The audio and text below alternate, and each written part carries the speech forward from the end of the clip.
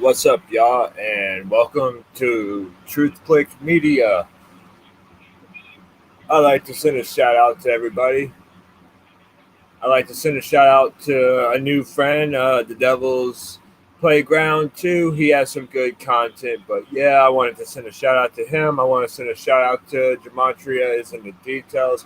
But really, at first, I should have sent a shout out to my boy Wayne and our brother Massey and my boy Darius, Jordan, Joey, the usual bunch I usually send a shout out to. But shout out to everybody. Shout out to everybody. Shit. But yeah, tonight's episode is about secret societies in the New World Order. But I ain't gonna cover that quite yet. I ain't gonna cover it quite yet. I'm going to, but I want to kill some time though.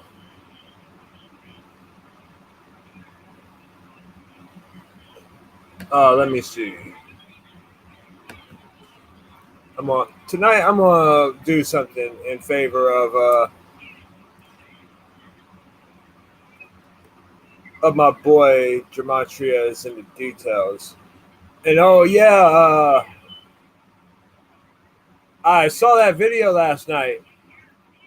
Let's talk about everything from Decode Your Reality. Oh man, that shit blew my mind. You wasn't lying about that, brother. That shit blew my mind, man.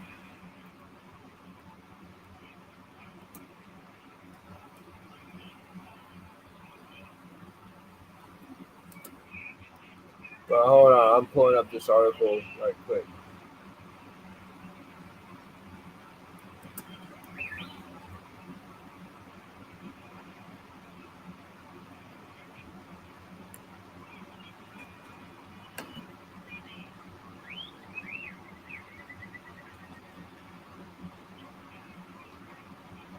I'm gonna read this article because my boy Gematria is in the details, was intrigued by it, and now I'm intrigued by it. Shit, man.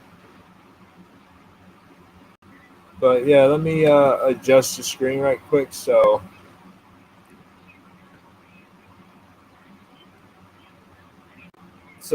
Yeah, let me share my screen too.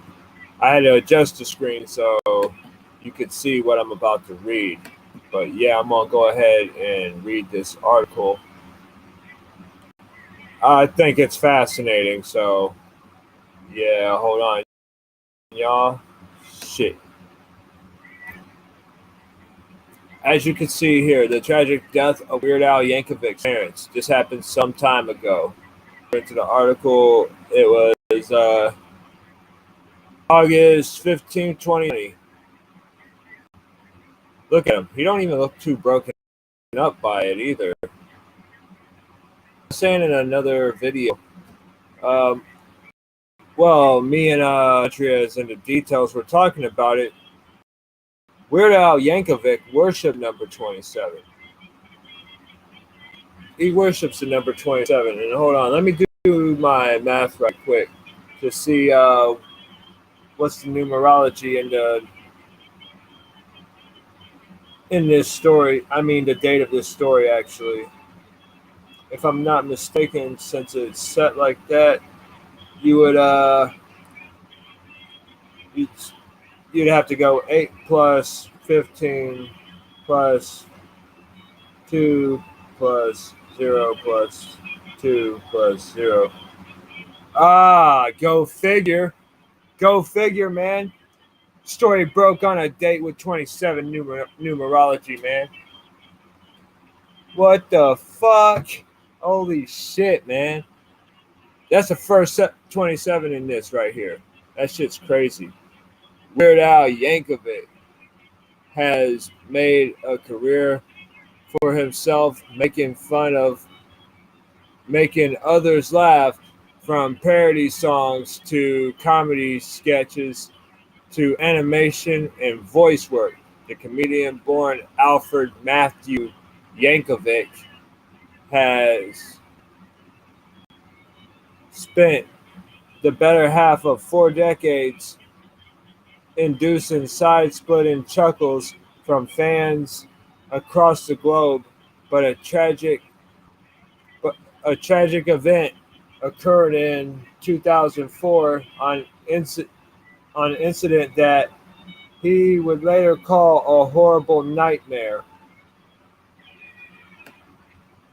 Oh, that's interesting. The way his wording of things is very interesting.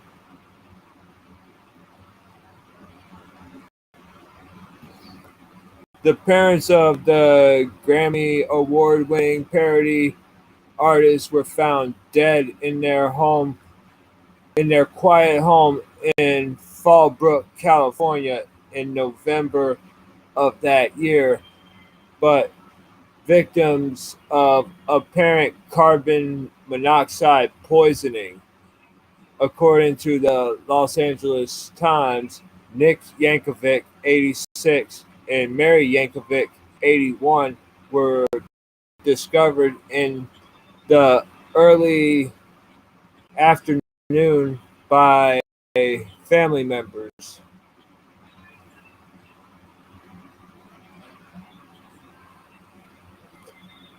Neighbors interviewed by the San Diego Union Tribune described the elderly couple as sweethearts. Everybody who came to the neighborhood knew Nick, said neighbor John, I think, Buman. I think his name. I think his name is Buman. I might not be right on that, but that's my best pronunciation. Might be terrible, but whatever. They're going to be missed big time, according to investigators. The relatives stopped by the California residents out of concern. They had not seen or heard from the Yankovics in a while. First responders found Yankovic's father in a living room chair, and his mother was a lying on the floor, according to the Los Angeles Times. That's weird, man.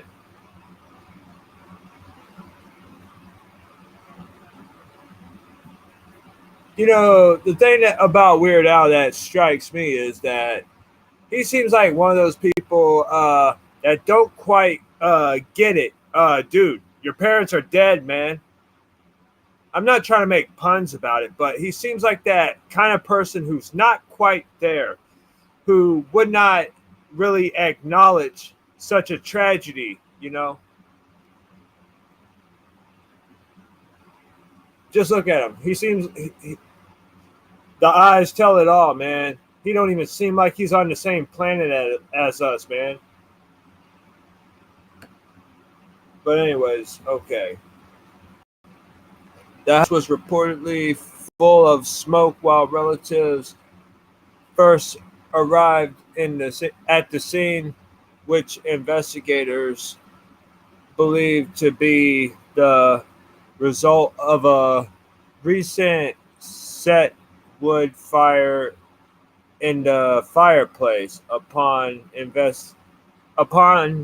further investigation, the fireplace fuel was found to be closed, and carbon monoxide emissions were rampant through the house, according to a message Weird Al himself posted to his Facebook. Well, posted to his website, not his Facebook. But yeah, there's just a bunch of weird stuff with this story, you know? Maybe it's just me, but I don't know. It just seems weird. Needless to say, I feel pretty much the way you would expect me to feel, shocked and devastated beyond words. The musician wrote in 2004, I love my parents so much, and this all seems like a horrible nightmare that I can't wake up from. Per, per wire, the son received the awful news between shows on tour. Rather than canceling shows, however, he performed that night in Appleton, Wisconsin, and continued his tour for a string of nearly 70 tour dates. It would have wound up being a good thing for me to continue working through it, Yankovic told Wired, Wired, because if I didn't have anything to distract me, I probably would have spiraled into an even deeper depression. For a couple of hours each night, I could go on stage and put on a fake smile and pretend like everything was just okay.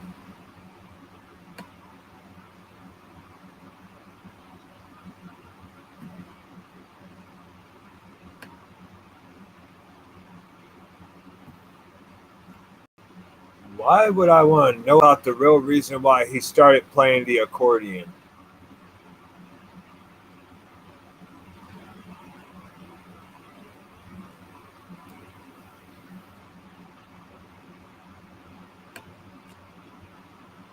Not only he worships the number 27, but he has gematria associated with 27. His full name.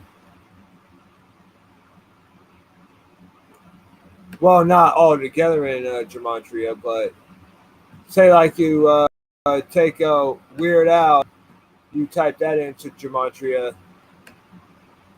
it has some association with 27. You do the same thing with Yankovic, you'll have the same results.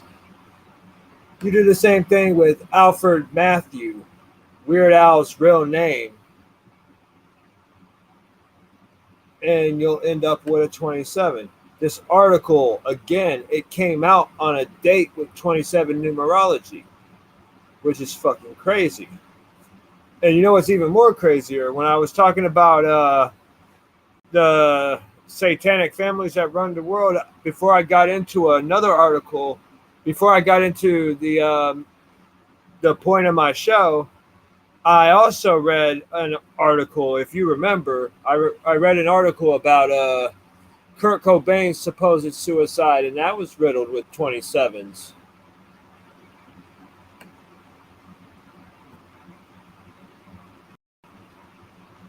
But yeah, I might want to decode that later. Oh man, I might want to decode that shit later, y'all. But damn.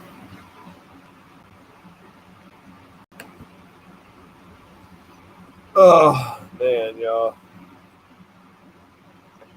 I'm about to smoke me some weed right quick. Need to. Besides, I got my card and shit.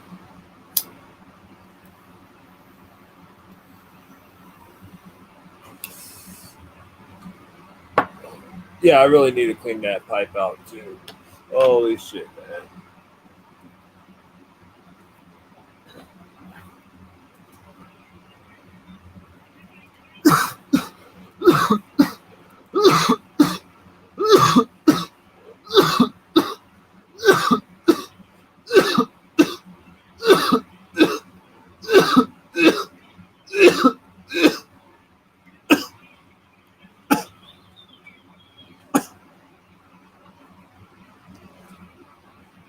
Hold on, y'all.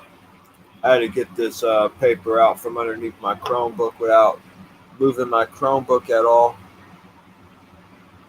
Yeah, I don't have a laptop or a Mac like everybody else does, man.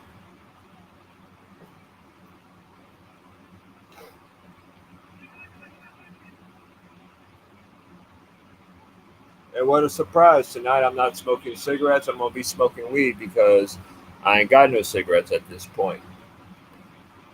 Oh, man. It'll do me better. It'll do me better. I'll tell you that, man. Besides, as often as I smoke cigarettes, I'm killing myself. I'm killing myself with that shit. And I ain't got no one to blame but myself, you know.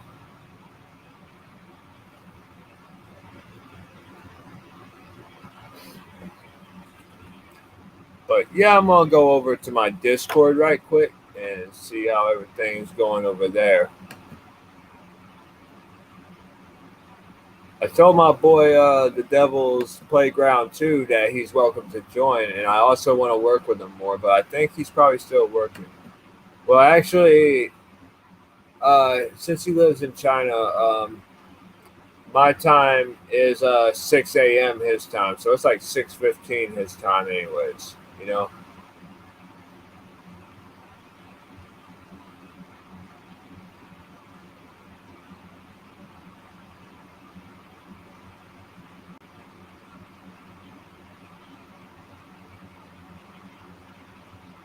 So midnight. So basically, midnight my time is like 11. I don't know. Shit, I'm not really too familiar with time zones like that. That's why I usually save a bunch of time zones to my phone. Oh yeah, I'm looking at that live stream that I have right now. Oh yeah, man. Shit. But anyways, I do need to just talk about that too. The whole theme to my live stream. I always put the theme in the thumbnail.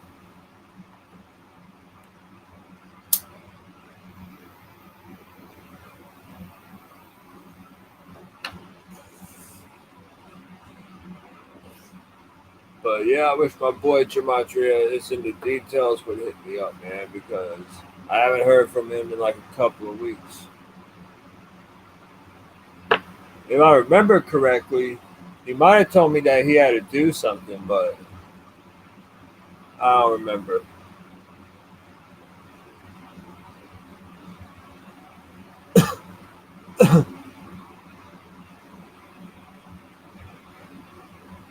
Yeah, I'm checking my phone right quick, y'all. Shit.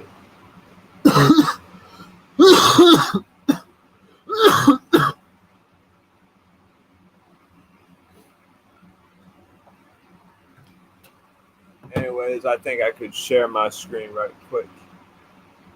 I'm gonna have to come back to that Weird Al Yankovic, the death of Weird Al Yankovic's parents. I'm gonna have to come back to that at some point. But yeah, man, shit. I won't be sharing audio because I'm not playing any videos. Okay, this is one out of two part of my theme actually. History behind a new world order.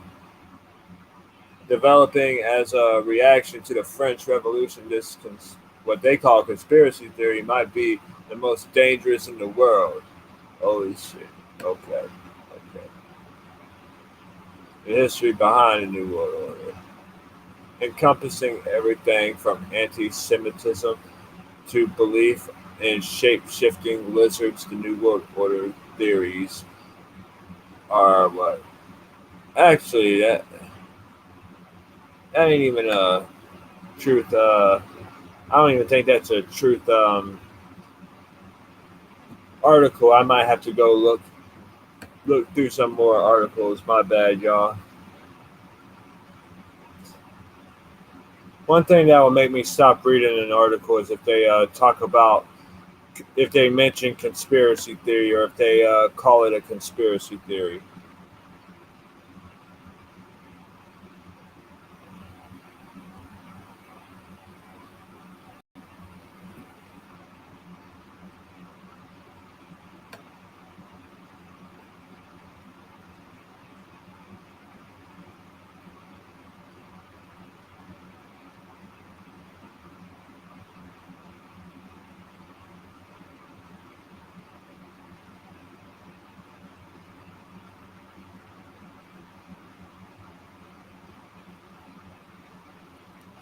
Hold on, y'all. If there's one person who could explain this better than I can, hold on.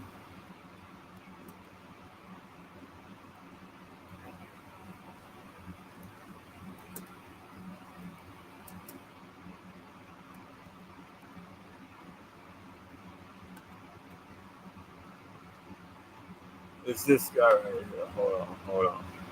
Hold on, y'all. I got you.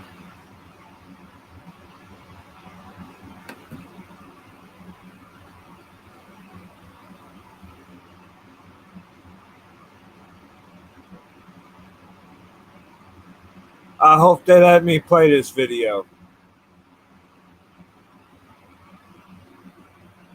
And YouTube, if you fucking flag me, I'm gonna be fucking pissed. I'm not kidding, man. I'm gonna be fucking mad. That's gonna be like the fucking fourth or fifth time that I've gotten fucking hit with a copyright claim or whatever the fuck you want to call it, because that shit is stupid, man. That shit makes me mad. But let me shut up and play this video. Damn. I'm also gonna smoke too. I'm gonna smoke while we watch this shit, man. But this dude right here could explain to us exactly what the New World Order is all about. Holy shit, that's a 4-hour video. I'm not gonna play all of it. I'm gonna play some of it. I'm gonna play a lot of it, but I ain't gonna play all of it though. I'm gonna play a good amount of it, but I ain't gonna play a lot of it because I don't want to be flagged. Actually, I think never mind. All right.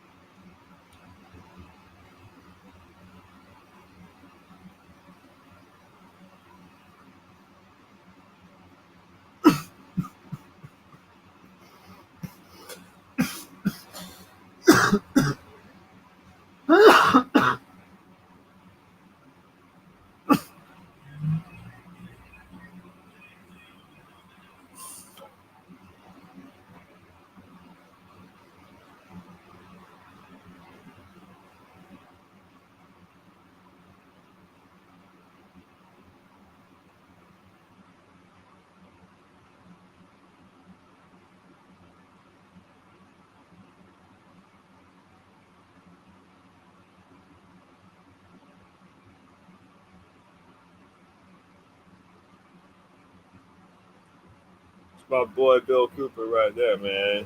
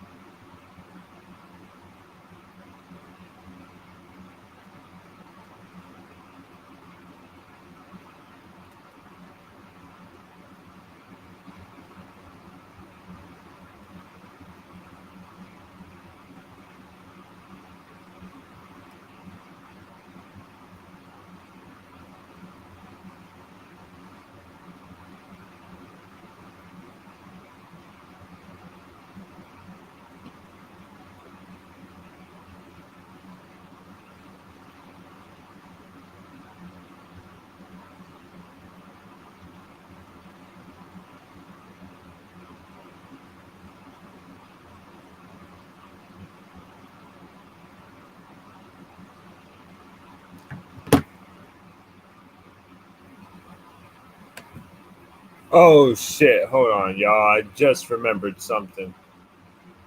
My bad. I just remembered something. I don't have my audio on. Shit. I'm gonna stop sharing my screen and then I'm gonna share my screen again. And only this time I'm gonna share the system audio. I forgot all about that. My bad, my bad. Shit.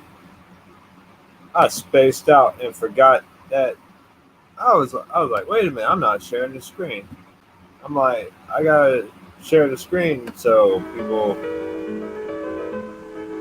This best explains it, anyways. I think that's about all, so we might as well get started. And we're not gonna listen to this man talk Robin again. Quayle and I last year I don't know at what. this I time, don't know what and the. Sherry McCord sitting over here with three of us brought Bill in last February, had a real good turnout. No one has succeeded.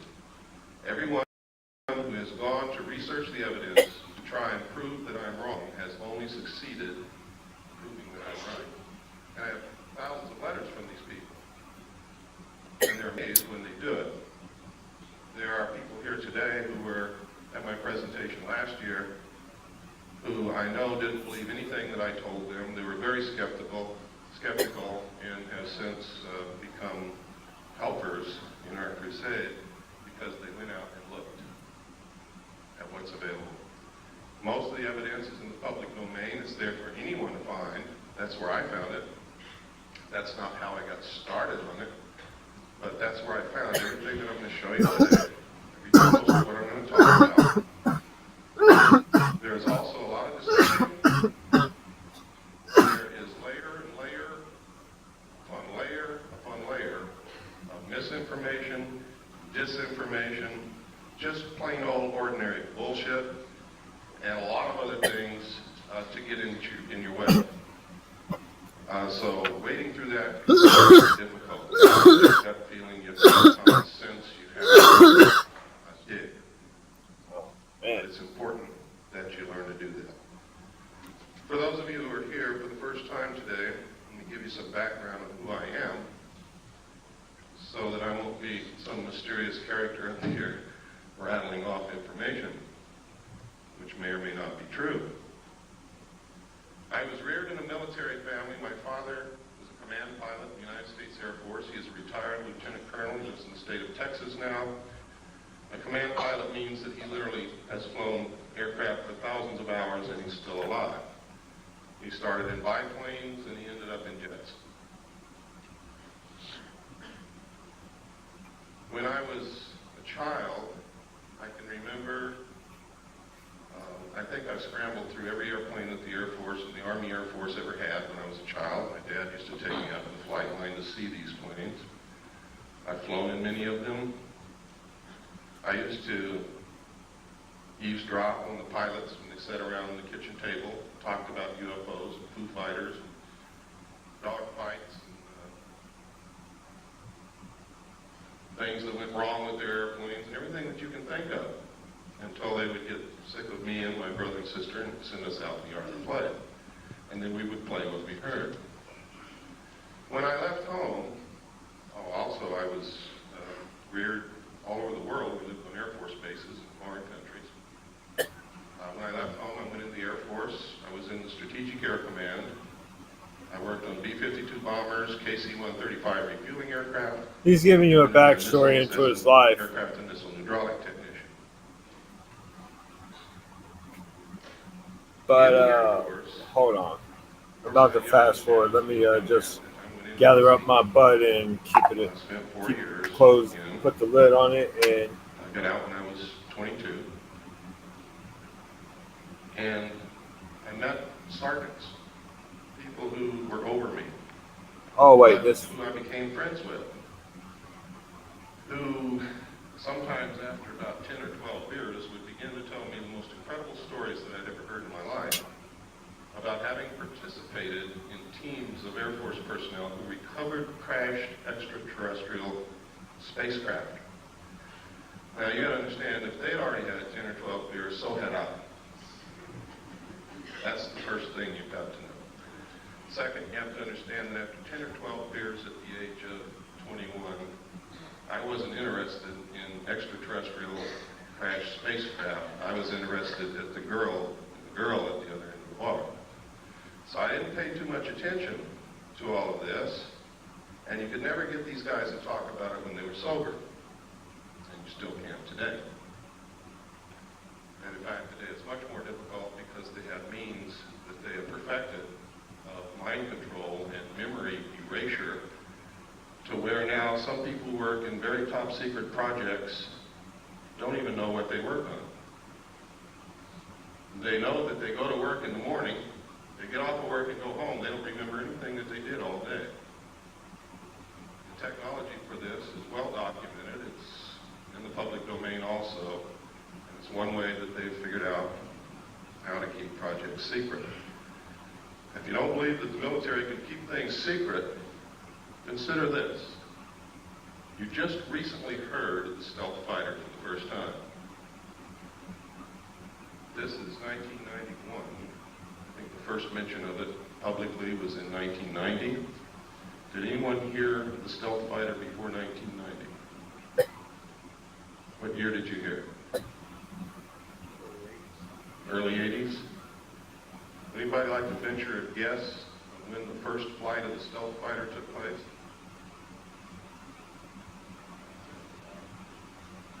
That's close.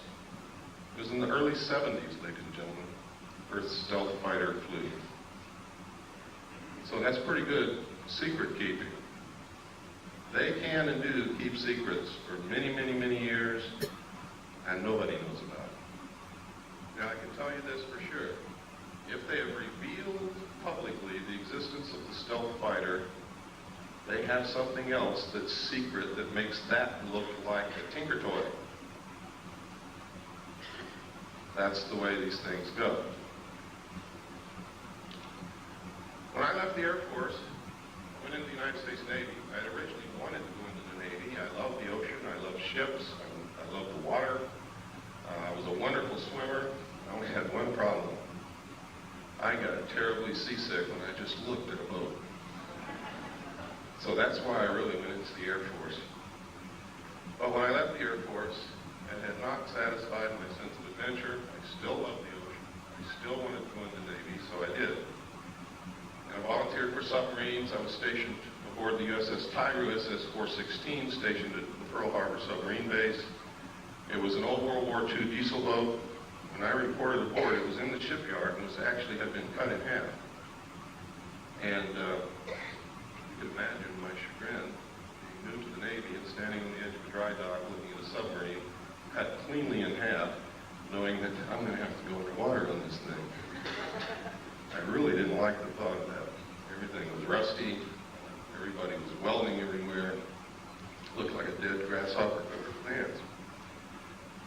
Well, what they did was they inserted a 12-foot section, which became a pretty sophisticated sonar facility, compartment, and put 3 domes on the deck so that we could triangulate targets.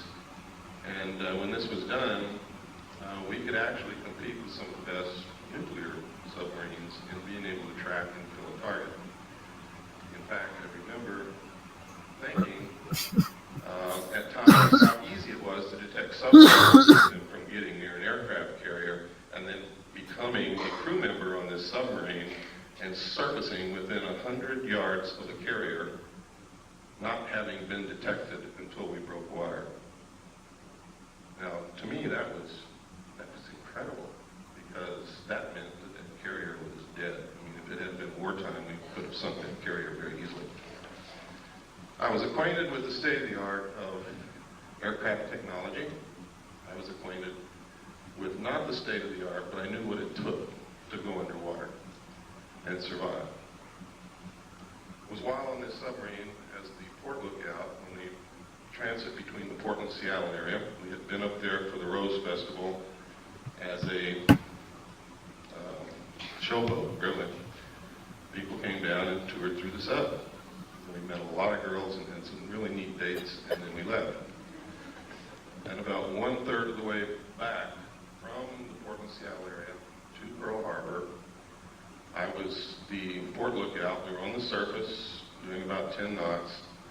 When off the port bow, I saw, I was the only one that saw it, a huge flying disc the size of an aircraft carrier come up out of the water, tumble on its axis, and disappear into the clouds. Well, needless to say, I was stunned, literally speechless. I started to say something but couldn't talk. Nobody else had seen it, and I knew that they weren't about to believe what I had seen if I told them. And it scared me a little bit too, because I had never believed in these things, even though I had heard stories about them all my life. And I didn't see a little run-of-the-mill 30-foot flying saucer. I saw something as big as an aircraft carrier. But I had a duty to report this because it could have meant a danger to the vessel. My duty was to the vessel and to the crew. But I wasn't about to tell the officer on deck that I had seen the flying saucer. So I told him, his name was Ensign Ball, I told him that I had seen something off the port bow at a relative bearing of approximately 15 degrees. Would he help me find it because I've lost it? And you work that way on the bridge of a ship. You work as a team. Everybody helps everybody else out. Since the lookout can't leave his station, officers very often bring in coffee. Well, he looked over there, and the starboard lookout had also heard what I said, and he looked over there too. And I was turning around to look back again, bringing my binoculars up, when the same craft, another one exactly like it, I don't know which to this day, came back down out of the clouds, tumbled again on its axis. And the most incredible thing happened. There was no splash. It was as if the ocean opened up ahead of it, and then it went into the hole which closed behind it. Now this sounds incredible. And to tell you quite truthfully, it is incredible. And if somebody had told me that and I hadn't seen it, I wouldn't believe it. And I would blame any one of you for not believing it. I hope before this day is over, you're going to at least consider the possibility that these things exist, because I'm going to show you some real film, pictures, and documents, government documentation.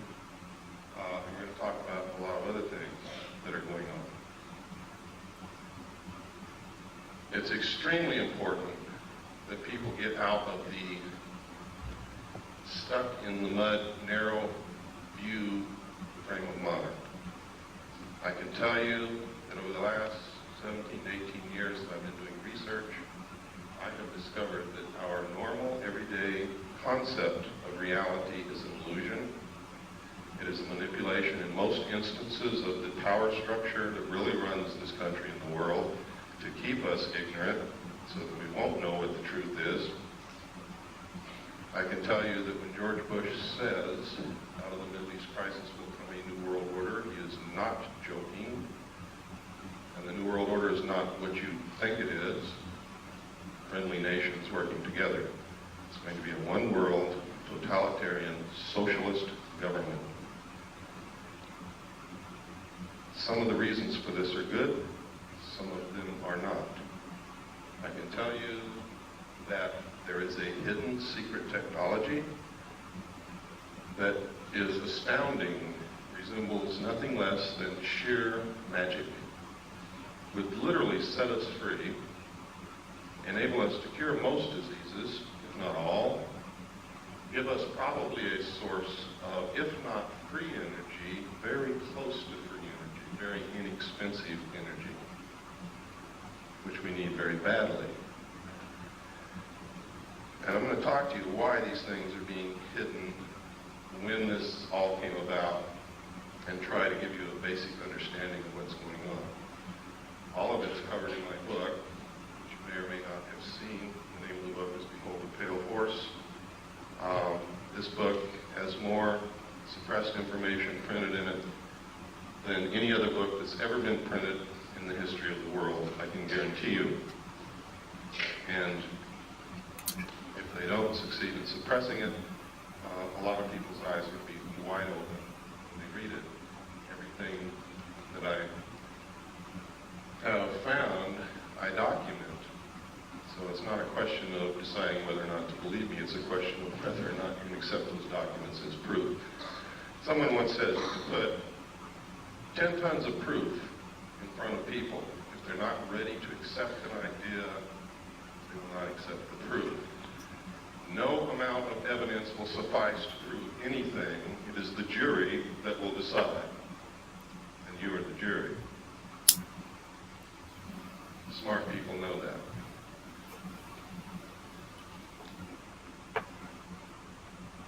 After having gone through this experience in the con, on the bridge of the submarine, I was later told by the captain that we were not to discuss this amongst ourselves. I've never been told that in the military. I've never heard of anything like that. People who worked on projects together usually discuss them amongst themselves together. Now, when we reached Pearl Harbor, those of us who had been on the bridge, including the captain, were not allowed to go ashore. Damn. An officer, a commander from the Office of Naval Intelligence came on board, spoke with each one of us in the captain's stateroom individually, and literally what happened is he did not tell us what to say. Every time we said the wrong thing, we were threatened. We were yelled at. Damn. It didn't take me long to figure out, having been raised by an Air Force officer and having spent 4 years in the United States, what this man wanted to hear. So I told him what he wanted to hear. Sir, I didn't see anything. I want to get the hell out of here real quick. Please, let's get this over with. That pleased him. I then was given several pieces of paper to read, which literally all said basically the same thing using different words. They were different rules, regulations, and laws governing the safeguard of information pertaining to the national security. And then I had to sign a security oath saying that I would never talk about what it was that I had just told this gentleman that I had not seen.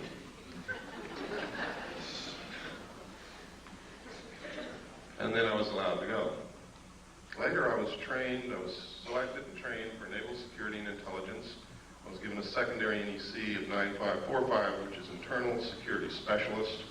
My job was to safeguard, control classified information, secure perimeters, buildings, naval installations, detect bugging devices, all of these things. I was specifically trained to conduct Pacific Area intelligence briefings.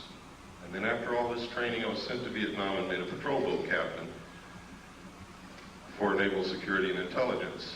I was attached to Camp Carter, which was the headquarters of Naval Intelligence and I Corps. I was then sent to a division of Naval Intelligence, which was the Da Nang Harbor Patrol. I was given a crew, a patrol boat, and a lot of weapons and ammunition, and they turned me loose. And that was crazy, because I was a young man who didn't know what the hell I was doing. But I did okay, thank God. Some others didn't. Later, I was transferred up to the Dong Ha River Security Group, which was another division of Camp Carter Naval Intelligence. And my job there was to patrol the river, make friends with the people along the banks, gather intelligence, and maintain the safety and security of the river. That river was at the DMZ, it's the Takan River. The base camp was Quaviet at the mouth of the river on the southern bank. And it was a major supply route for supplies that went to Quezon, which was under siege. While there, I learned that there was significant UFO activity in Vietnam. A lot. Why? I don't know. There were rumors flying everywhere. We heard stories of enemy troops firing at UFOs, our side firing at UFOs, UFOs flashing back with blue lights that did crazy things, the same things that you hear happening today. I know of one instance for a fact that after UFOs hovered above a South Vietnamese village all night, the next morning there was not a living soul in that village. Don't ask me where they went because I haven't got the slightest idea. But it's incredible. We were told that any UFO information that we sent in dispatches, messages, or discussed over the radio, we were to use the code word enemy helicopter activity. And that's what we did. The enemy had no helicopters in Vietnam, period. So anything you see frequency in the history of Vietnam that refers to enemy helicopter activity is in fact referring to UFO activity, unidentified flying objects. When I left Vietnam, I was sent to the USS Charles Berry in 1935 for a short period with NIS Naval Investigative Service to conduct an investigation on board that vessel. 3 months later, I left, was transferred to the staff of the Commander-in-Chief of the United States Pacific Fleet, who at that time was Admiral Bernard Clary, and was specifically attached to the intelligence briefing team. I also stood watches. In the Navy, you have a primary job. Some people don't know this, so let me explain it. In the Navy, you have a primary job, which you do. You also have to stand additional duty, which is called watches in the Navy. My watch station was Petty Officer Watch in the Command Center, which meant I was the senior enlisted man in the Command Center, in charge of the Command Center and the information. I was also the designated speak-out operator, which meant top secret, crypto, communications that came in under a specialized, compartmentalized category. I was the only one on watch who was allowed to handle that information and direct it to the specific place where it was to go. Now, normally these things are handled by radio men and communications technicians in a communications center. But in a command center where they have to have information instantly, everything that goes to the communications center also comes to the command center, so that there is not a delay in important information, urgent information getting to the right people who have to make command decisions. It was there that I saw documentation that I have to tell you right now could have been shown to me or given to me, or I could have been put in that position in order to see these documents so that I would specifically talk about them later. I'll tell you why in just a few moments that might have occurred. I don't believe that's the case. I believe that the information that I saw was real, was accurate, and is current.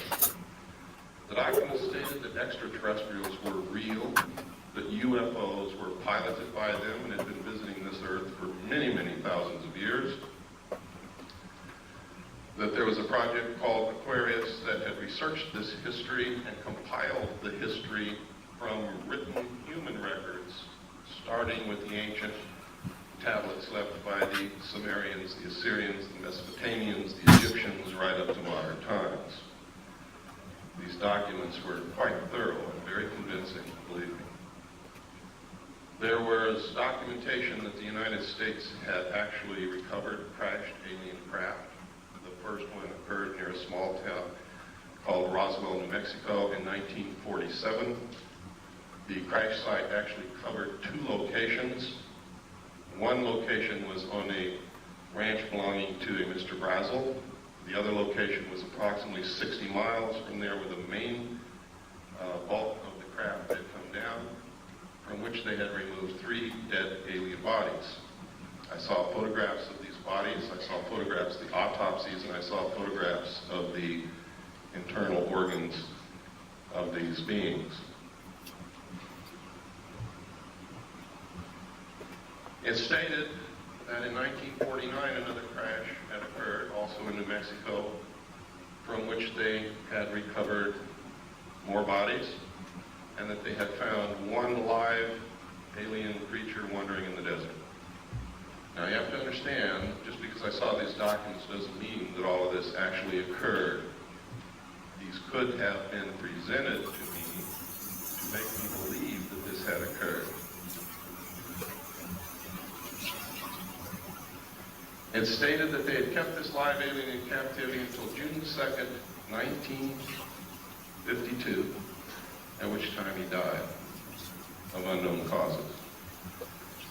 They instituted a project called Sigma to attempt to contact the race that this being belonged to. Sigma evolved into the National Security Agency. That eventually contact was made, Landings occurred, communication took place, an alliance was agreed upon. This actually was supposedly happened at Muroc, which is now known as Edwards Air Force Base in California, in 1954. President Eisenhower was on vacation at that time in Palm Springs. During this time, you can see by reading the newspapers that he disappeared. The newspapers went crazy. Reporters were combing the countryside looking for the president.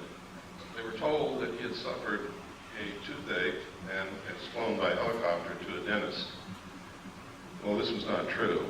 The true place where he was taken was Muroc, Edwards Air Force Base. The base was closed. This is also on record for 3 days. No one could go in, no one could come out. There are witness accounts that say 3 unidentified flying objects flew over Edwards Air Force Base and landed.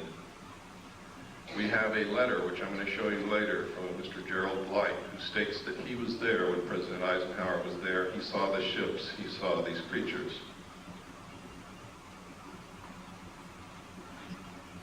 And that's just the beginning, but I'm not going to go much farther than that right now. We're going to get into some documentation so that your disbelief can start to see that this is not as incredible as it sounds.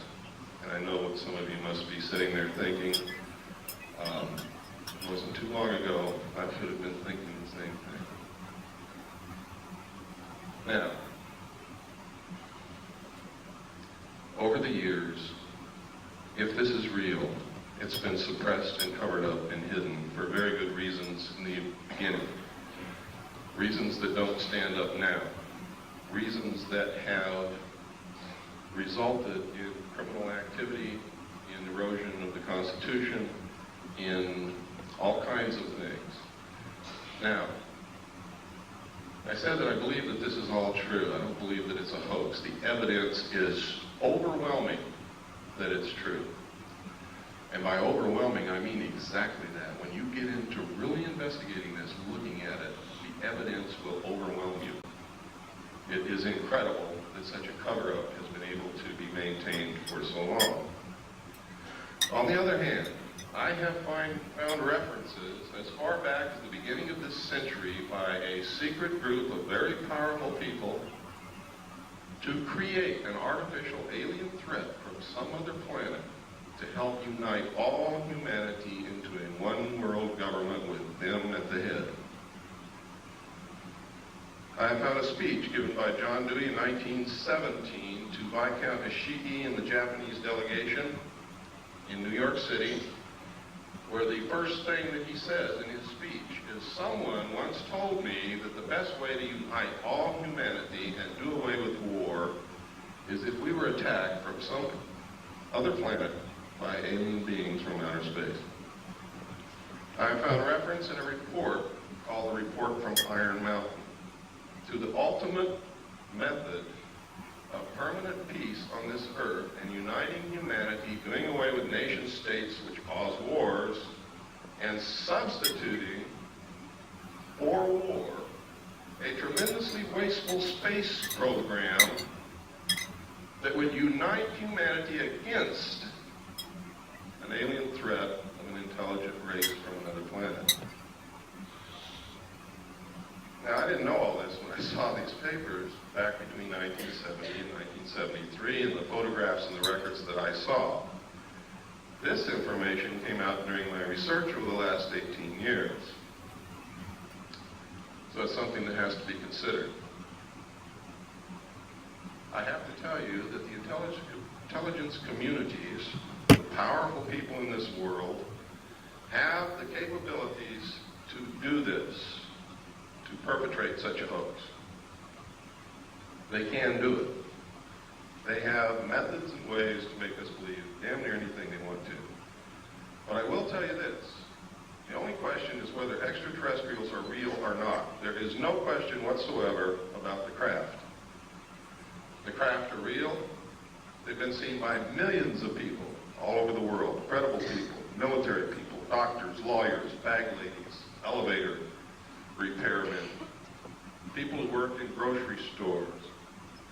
heads of colleges, politicians, Jimmy Carter, Ronald Reagan, and many others. Now, Jimmy Carter said he saw a UFO before he was elected president. Now, if he's not credible, why did you elect him?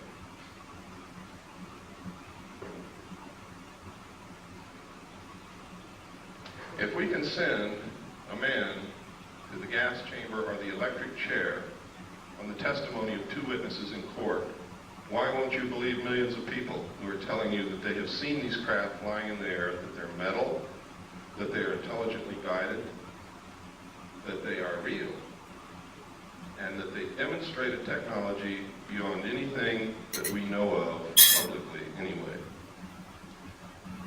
I can tell you that we have this technology in the United States. It is being flown in an area called Area 51, Groom Dry Lake, in the Nevada Test Range in the state of Nevada. I have seen it fly. Many other people have seen it fly. I have a photograph of it in my book. I also have a drawing given to me by one of the people who have been there and touched it and seen it. The drawing matches the craft in flight exactly.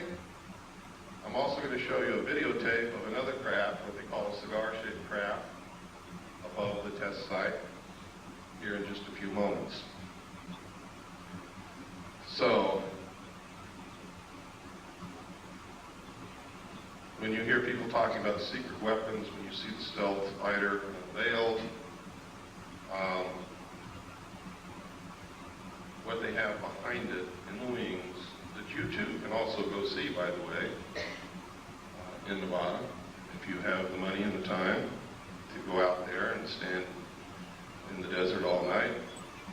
If you look toward Groom Lake between sunset and sunrise on any given night, you can watch them test fly these craft. But you have to be prepared to stay there 2 or 3 nights because they don't always fly every single night. Now, at this time, to show you that I'm not so far out in left field that you could turn it off, I'm going to show you a tape now. And this tape is going to prove to you that the government's been lying to you for a lot of years. Now, when I say the government, I don't mean our constitutionally authorized and legal and lawful government.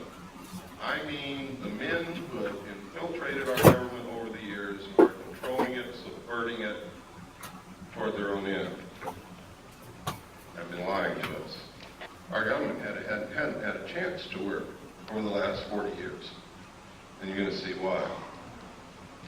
What I'm going to show you is a tape of the Kennedy assassination. It's not a tape that you've ever seen before. I hope you will pardon the editing because I'm not a professional editor and I have to do this at home because I cannot let this tape out of my possession because that would be totally irresponsible and it would probably disappear. Keep your eyes on the driver of the car. Do not watch Kennedy. Don't look around at the scenery. Keep your eyes on the driver of the car. That's important. They have always known who killed Kennedy, and they have covered it up for all these years. Okay, if we have the lights off, and please run the Kennedy tape.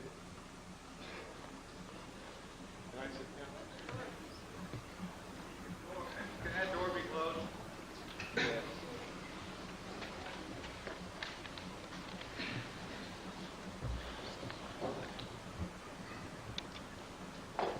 None.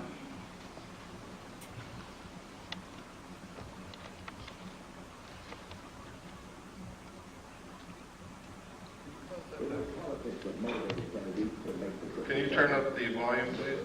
To reconcile differences between 2 factions of the state's Democratic Party, as well as draw political support in the state that he had barely carried back in 1960. Kennedy, in fact, had felt the visit to be so crucial to his re-election chances that he persuaded his wife, Jacqueline, to accompany him. The first day of the trip, which included visits to Houston and San Antonio on November 21st, had been very successful. Despite his mediocre rating in the latest Gallup poll, overwhelming and enthusiastic crowds greeted the president and the first lady at every stop along the tour.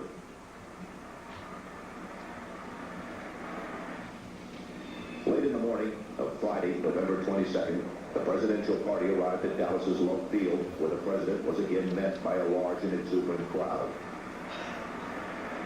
After taking time out to shake hands, the Kennedys, along with Texas Governor John Connally and his wife Nellie, stepped into a waiting limousine which would take them through the downtown district on the way to the city's Trade Mart, where the president was to give a luncheon speech. As the motorcade made its way through the streets of Dallas, it was obvious that Kennedy's trip was a tremendous success.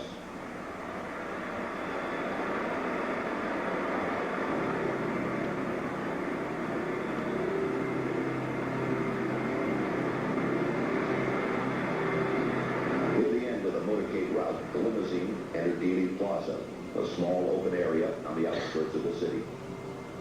After turning right onto Houston Street, the president's car traveled one short block and then turned very sharply left onto Elm Street, where it passed beneath the Texas School Book Depository. It was 12:30 p.m. Central Standard Time.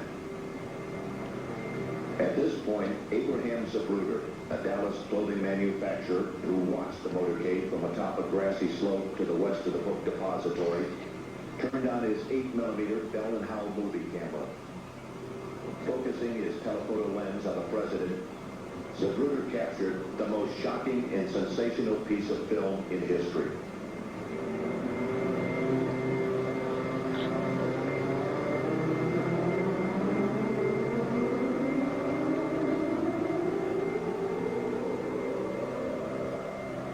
Motorcade in Dallas on November 22nd, 1963.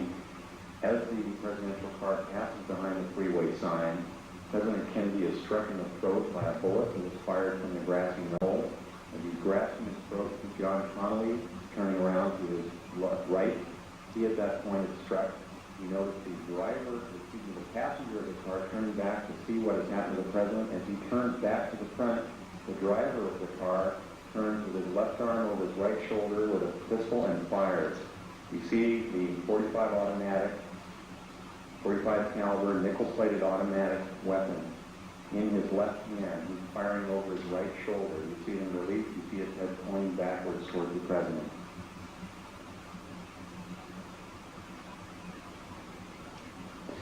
In this enhanced close-up, you see the impact of the bullet upon the president. The force of the shot drives him violently backward against the back of the seat. You see Mrs. Kennedy react in horror. The ugly gaping wound, which is evident here, according to many observers of the scene, was actually created on the print. This was not the actual nature of the wound. But you notice that Mrs. Kennedy wasted no time in trying to exit the vehicle, because she clearly was able to determine exactly where that shot had originated. And it was her personal bodyguard, Clint Hill, another Secret Service agent, who attempted to keep her in. What the arrow is indicating here is what appears to be the outline of a man, a hat, and his rifle. The arrow is pointing to the rifle barrel of the man in the bushes who possibly was the rifleman on the grassy knoll who fired that shot. Another view taken by another photographer. Again, you see Mrs. Kennedy trying to exit the vehicle at all times. Here you see the passenger in the front turning back, looking at the president. Instead of jumping back to assist him, he turns forward. The driver is now rotating. The weapon comes into view and he fires. You'll see this repeatedly in these sequences. Kennedy's been shot in the throat. He's leaning to his left. The driver now begins to rotate. His left arm comes over his right shoulder and he fires now. Again, you see the driver rotate, you see the weapon come into view. He's rotating again, the weapon is in view, he fires. You can clearly see his head turning and then his arm and the weapon extending into view over his right shoulder. Many of the witnesses indicated that the car slowed almost to a virtual halt at about this point. And here in the normal version, you see how much more quickly they speeded up. It's much harder to determine. Many of the people ask the question why Jackie Kennedy did not. 大統領の車がハイウェイの標識に隠れた瞬間、一発の弾丸が前方から飛んできて。This is the same film that we sent to Japan to have a computer analyzed. The Japanese concurred. They said that I was absolutely right in the outline what they found from the computer analysis. They also gave us a very clear, beautiful color cut that you will see following it.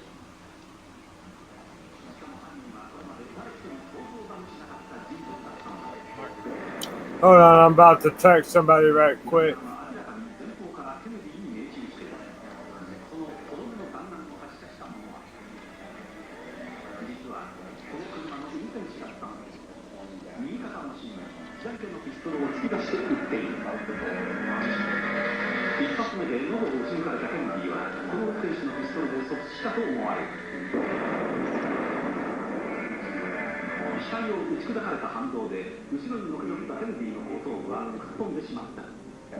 Here, according to many observers, 目の前で真犯人を目撃してしまったジャクリーン夫人は自分の身の危険を悟って車から逃がそうとした。だがすぐ後ろからつけてきたシークレットサービスによって押し戻され、連中に逃げるチャンスを失ってしまった。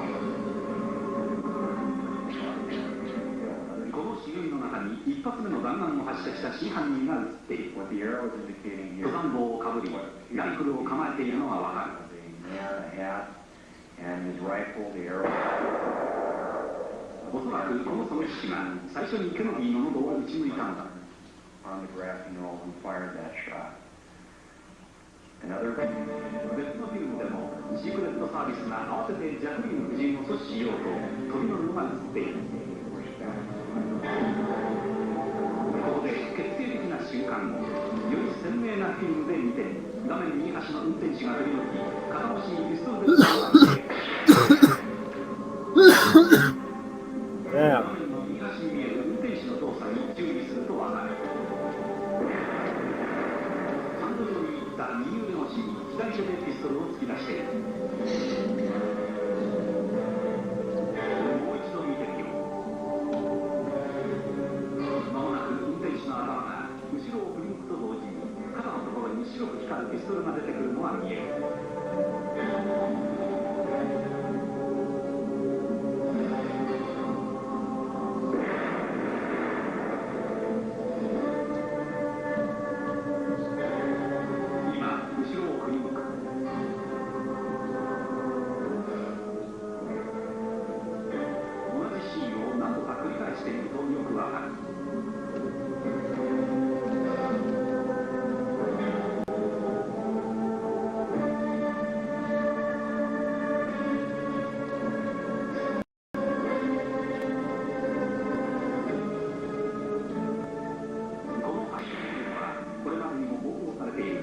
今までにジョン・ディア氏以外は誰一人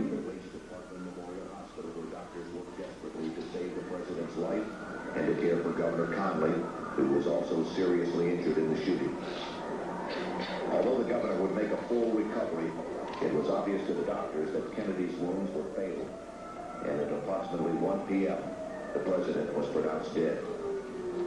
Forth from this time and place to friend and foe alike, that the torch has been passed to a new generation of Americans born in this century, tempered by war, disciplined by a hard and bitter peace, proud of our ancient heritage, and unwilling to witness or permit the slow undoing of those human rights to which this nation has always been committed and to which we are committed today at home and around the world.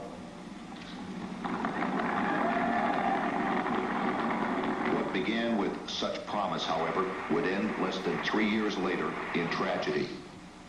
On November 22nd, 1963, President John F. Kennedy was assassinated, shot to death while riding in an open limousine through the city streets of Dallas, Texas. The death of such a young and vigorous leader was an overwhelming event which stunned both the nation and the world.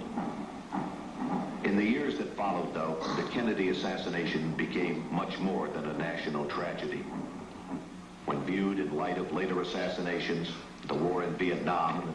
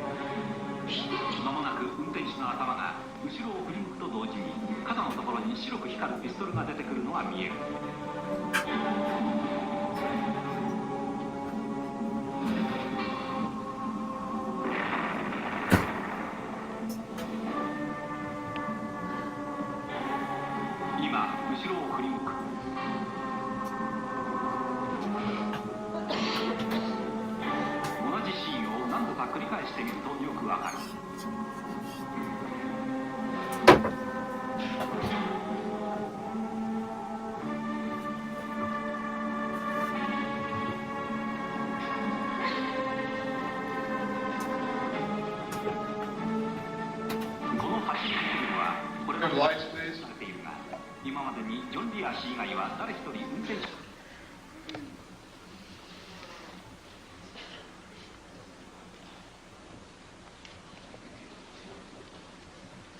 While I was with the Office of Naval Intelligence attached to the Commander-in-Chief United States Pacific Fleet staff, I saw...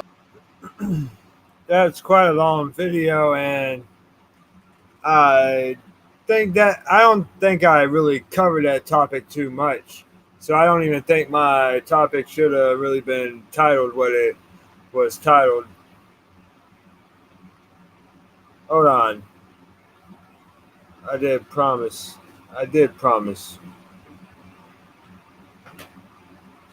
that my live stream would be good.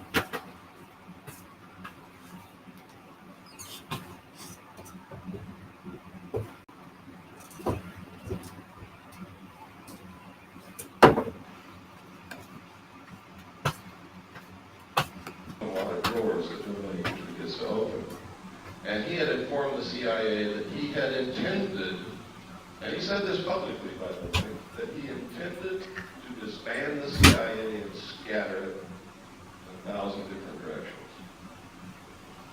So you see, he made some pretty big enemies. And there were some pretty powerful people who thought that he needed to be killed. Many of you saw this and found this out for the first time today. How many of you are upset by this? I am. I have been, ever since I saw those documents, I've been terribly upset. In fact, in my book, I enclosed parts of my service record in the appendix. You can see the exact day that I found out that the Office of Naval Intelligence was involved in the assassination of President Kennedy. I went over the hill with no intention of coming back. It was my good friend Robert Swan who talked me into returning so that I could do what I'm doing today. He said, Bill, you can't help anybody if you're in jail, and that's where you're going if you don't go back. So I went back after 8 days. But you can see the exact day in 1971 when I saw the document that told me who killed President Kennedy. Let's take about a 5-minute break. Let's take a 10-minute break.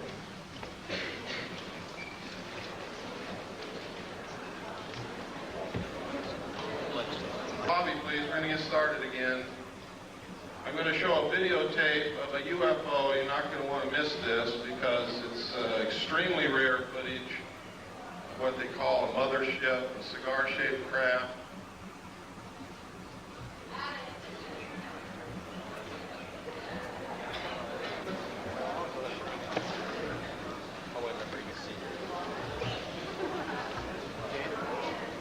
Close that door. Sure.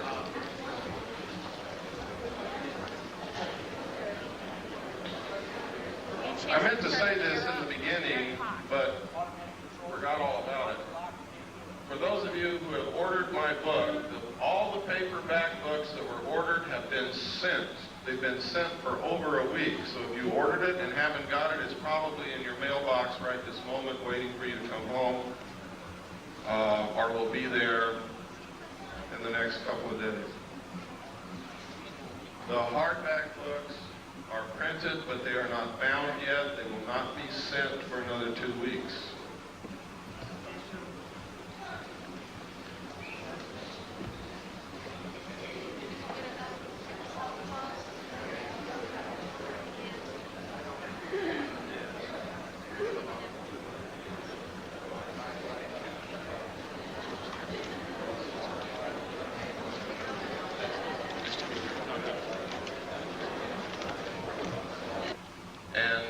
To be gotten to the bottom very quickly. And that is that some people are coming forward and telling us that they're being abducted by alien beings and taken aboard their spacecraft. They're literally helpless. They can't move. Their clothes are taken off. They're given medical examinations. Some people are operated upon. Samples of their tissue is taken. Sometimes sperm and ova is harvested. Sometimes females are impregnated. It's all medical fact that these things are happening. It is not a joke.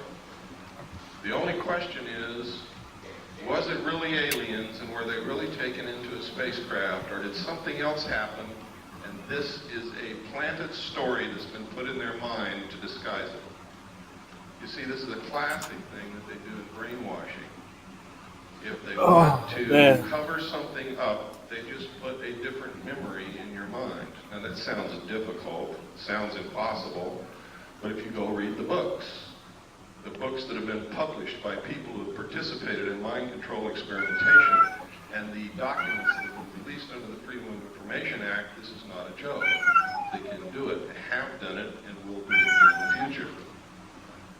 Now, if this is a hoax, if it's the biggest hoax that's ever been perpetrated in the history of the world in order to create an alien threat from outer space in the consciousness of humanity so that we'll accept the elimination of the sovereignty of nations, the destruction of our Constitution, and will accept a one-world government wherein we may not have the freedoms that we have now in order to face this alien threat together as one humanity. If it's a hoax, that means we're being manipulated on the grandest scale in history, that people are being hurt, that their minds are being screwed with. And if this is happening, we have to find out if it's really happening. We have to be able to gather enough facts to prove it, and we've got to stop it. If, on the other hand, these are really extraterrestrials that are doing these things, we have to find out why. Because these people are being implanted with very small devices, about the size of a small BB, that are literally microchips in the brain.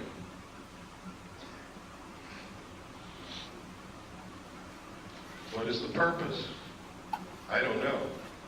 Can these people be controlled through these implants? I'm going to show you the locations where these implants are put into the brain. They're easily detected by MIR CAT scan by anybody who is a medical professional adept at identifying foreign bodies in the human body. So, aside from the obvious reasons why we should be looking into it, those are some of the other reasons why we should be looking into it. If the New World Order is so benevolent and so good for us, why is it that we have to be coerced and manipulated into it?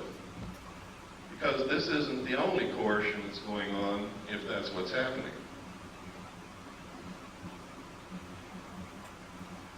Now I'm going to preface what I'm going to say next, because I'm going to talk about the war in the Middle East for a few minutes. And preface what I'm going to say next with this statement. I was in the military. I'm a veteran. I support the Constitution and the government of the United States of America and will fight anyone who attempts to overthrow it or destroy it. I am for our troops in the Middle East. I am for them. I hope that not a one of them gets killed and as long as we're engaged in battle, I hope that we win. But I'm going to tell you right now, we are not there for the reasons that you've been told. And let me give you a little history of this.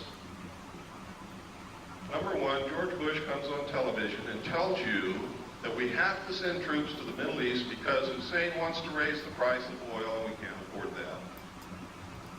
That's what he said. It's on tape. It's documented. Next, he says, oh, it wasn't the oil that we sent the troops there for. It's because Hussein was not going to stop with Kuwait. He was going to go into Saudi Arabia. We're there for defensive purposes. People questioned that. The next statement came from Baker, James Baker, the Secretary of State, who said, we're not there for oil, we're not there to defend Kuwait, it's jobs. We're there for jobs. Then at a press conference, Bush said, and I quote, some people just don't get the message. It's not oil. It's not to defend Saudi Arabia, and it's not jobs. We're there to prevent this kind of naked aggression.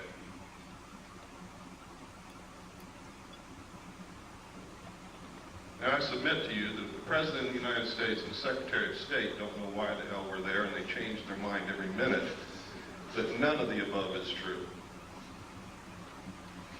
The truth is, a legal precedent has to be established that says that the United Nations is the ruler of the world. It has to be a legal precedent that all nation states submit to the will of the United Nations and give up their sovereignty to the United Nations and submit to the rule of the law of the world, which is the United Nations Charter and the resolutions passed by the United Nations. And the United States military is acting as the police force for the United Nations to establish that legal precedent. And Bush has said on television, no nation can ever again stand against a world united. And if they try it, the same thing will happen to them. Margaret Thatcher was the last world leader who was opposed to the one world government. And she is no longer Prime Minister of England because of that. I'm going to tell you now that the only obstacle to the New World Order coming together at this moment is the right of the American people to keep and bear arms. That is why there is such an effort to take your guns away from you. You see, the intent of the Second Amendment, the Second Article Amendment to the Constitution, was not so that we could go hunting. It was not to protect the possessions in your home or to protect you from burglars. The intent of our forefathers in establishing the Second Article Amendment to the Constitution was that as long as every American owned a weapon, whether they ever fired it or not, our government could never oppress us just with the knowledge that we all had that weapon in our closet. That's the reason. That's why every time you see a bill to take weapons away from the American people defeated in Congress, 4 more are introduced immediately. It's a never-ending battle. That's why they lie about the statistics. The truth is, in a town where everybody owns a weapon and everybody knows it, there is almost no crime.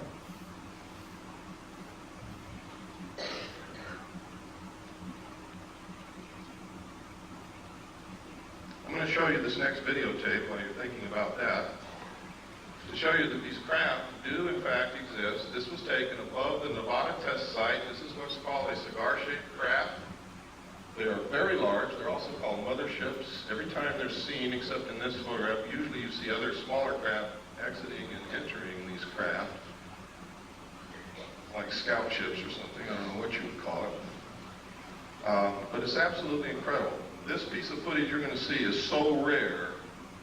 I've only seen one other piece of film footage on this particular type of vehicle, and it wasn't even 1/3 as good as what you're going to see here. So what you're going to see is extremely rare, and you probably be a long time before you ever see any footage like this again. It's very difficult to get.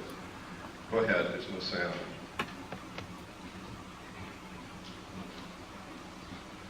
Kill the lights, please. Now you can see the craft just below the tip of the white cloud. And if you watch, it's going to move from right to left and then turn into the clouds and disappear.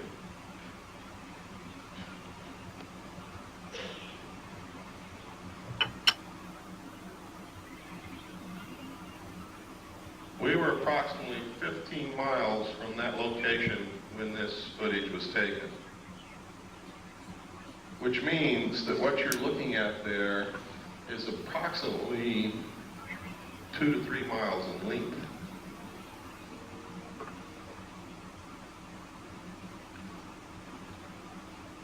That's very impressive, and to me it's very exciting that someone can make something that flies in the air that's 2 to 3 miles in length.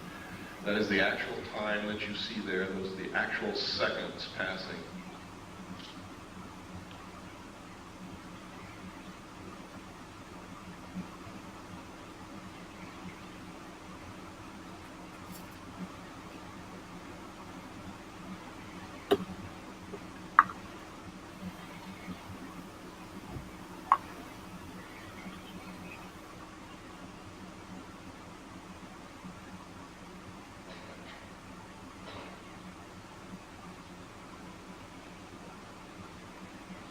It's almost gone now. Now it's into the cloud bank.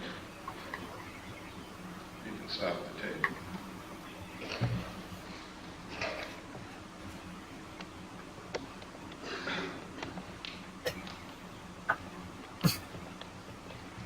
Okay, if you turn on the slide projector, we'll get into some of these slides.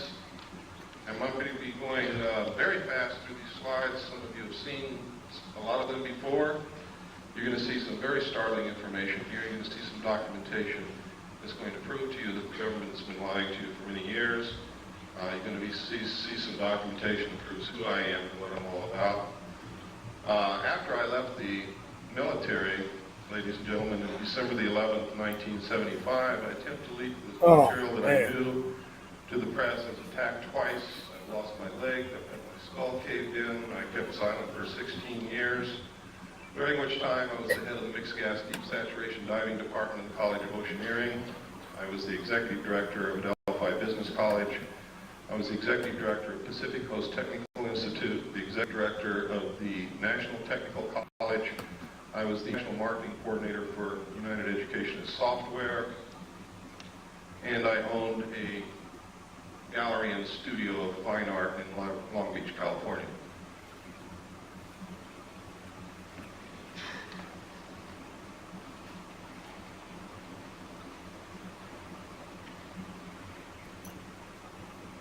Is it on? It's on. Maybe you just go forward one.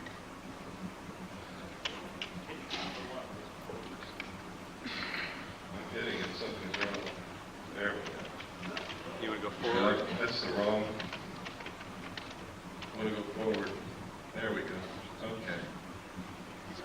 This is a letter from Jim Joyner, who's the head of the Mixed Gas Deep Saturation Diving Department of the College of Oceaneering. And basically what he's saying in this letter is I worked for him, I was the head of the department, I was an instructor, and I'm a good guy.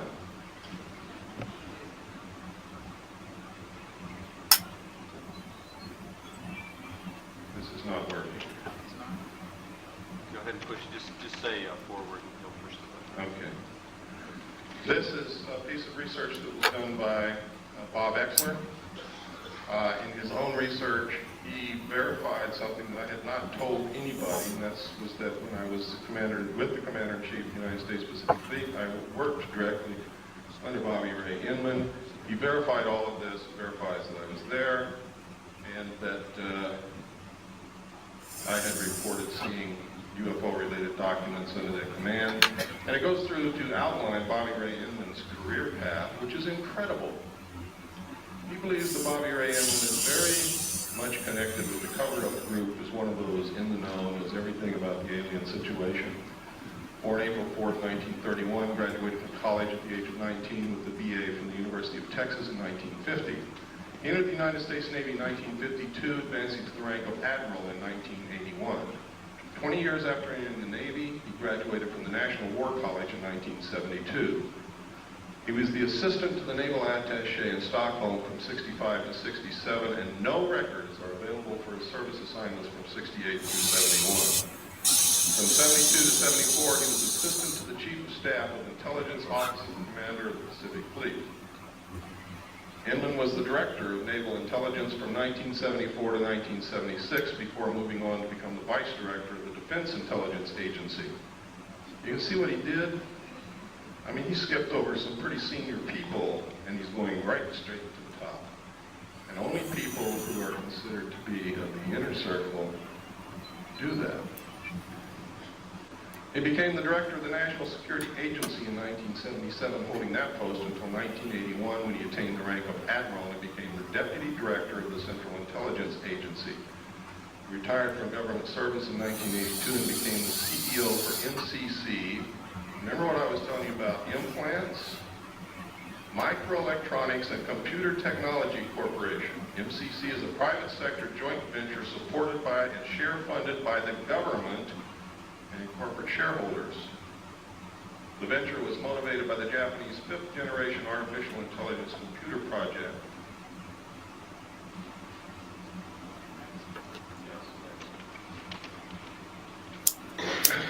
This is a letter from Bob. Remember I told you Bob Swan was the one who talked me into going back after I went AWOL. Later, I got married on June the 2nd, 1972. On June 1st, 1972. I sat down with Bob and Scotch and I told him everything I knew and instead of documents. Bob acknowledges that conversation in this letter. He acknowledges what I told him about alien installations on the moon, about the Kennedy assassination, about the fact that I gave him documents that were highly classified. And he says that he doesn't know what happened to them. He doesn't have them anymore, and it's exactly what he should say. Next.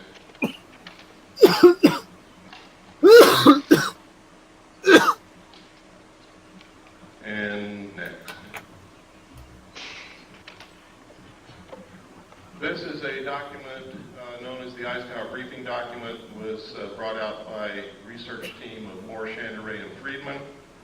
William Moore, with Charles Berlitz, wrote a book called The Roswell Incident, which was the first legitimate work on the so-called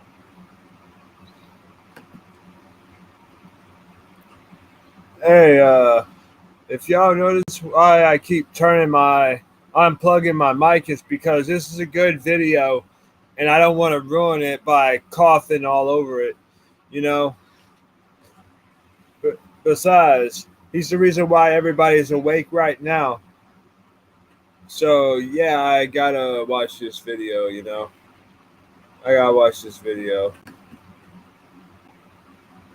But yeah, I wanted y'all to know that the reason why I'm unplugging my mic is because I keep coughing and I don't want to cough while watching Bill Cooper on my live stream, because that ain't cool.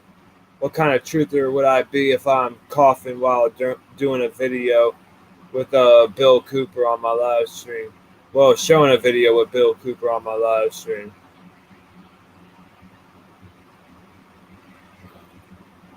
Man, the internet sucks right now. Shit. But I'm waiting, man.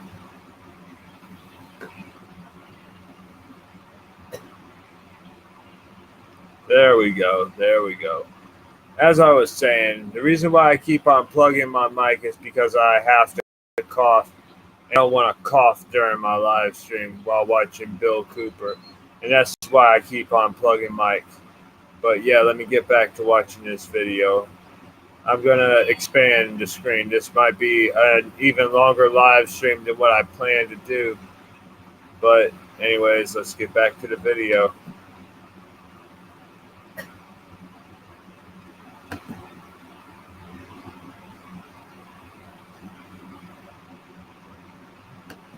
Crash with the flying saucer near Roswell, New Mexico in 1947. This document is a fraud, and I can prove it to you very easily. But it has a lot of truth in it. In fact, the document itself reads as if it were taken right out of Moore's book, The Roswell Incident. All of the designations on it are legitimate, top secret, and magic. It was the same designation given to the material that I saw when I was with Naval Intelligence. Magic means Magi control. Magi is the majority agency for joint intelligence, which reports only to a top secret group called Majesty 12, also known as Majority 12. It is made up of 19...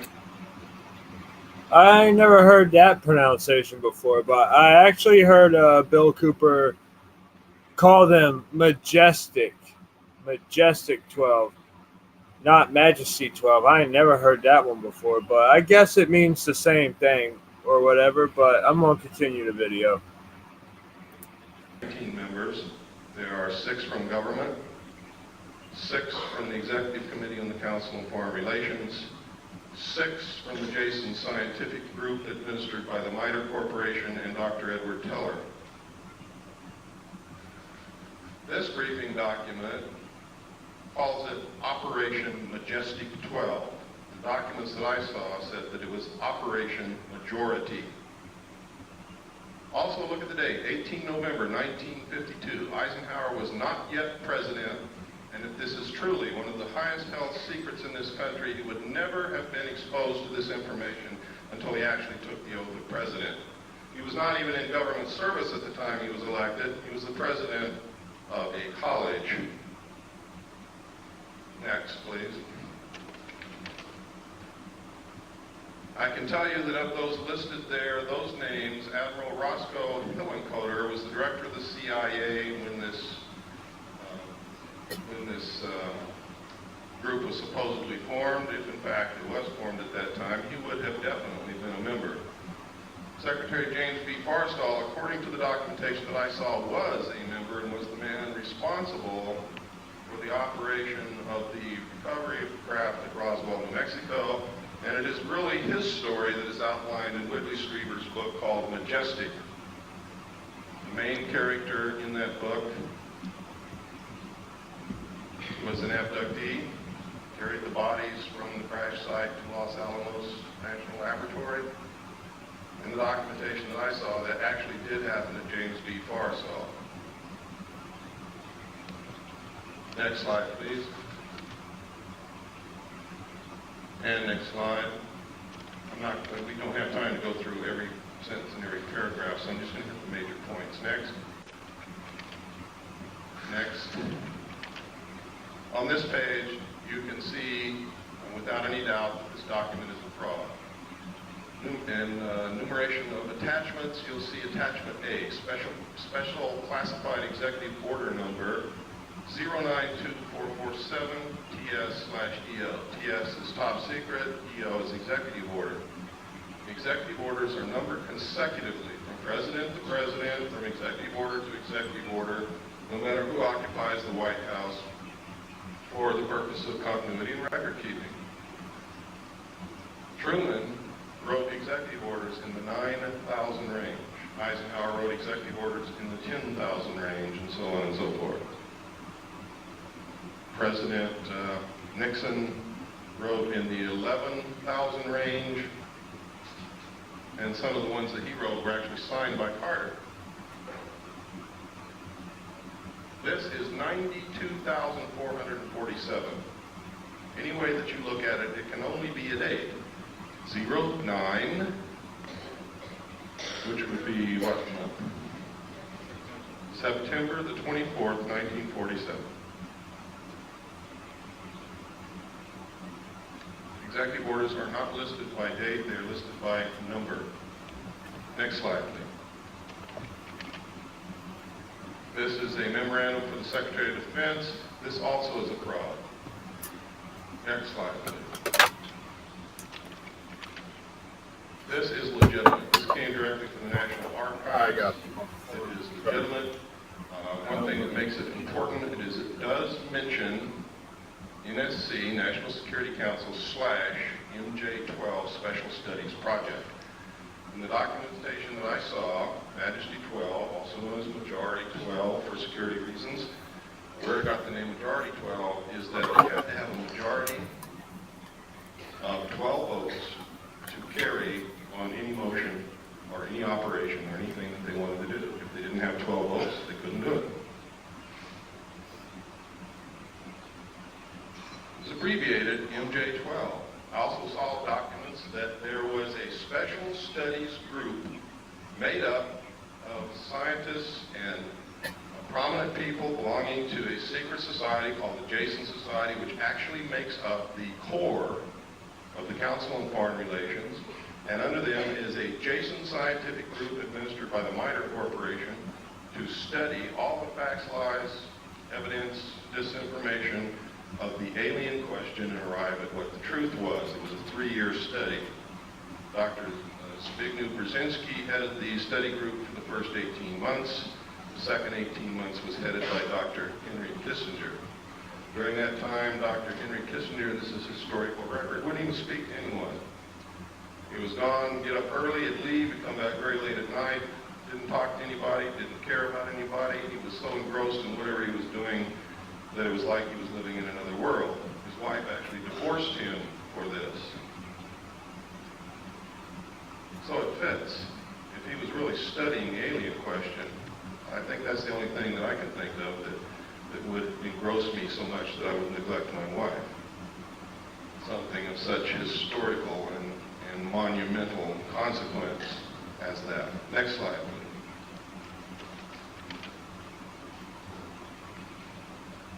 This, nobody knows if this is real or not, but this is one of the documentation that Moore, Channery, and Friedman came out with.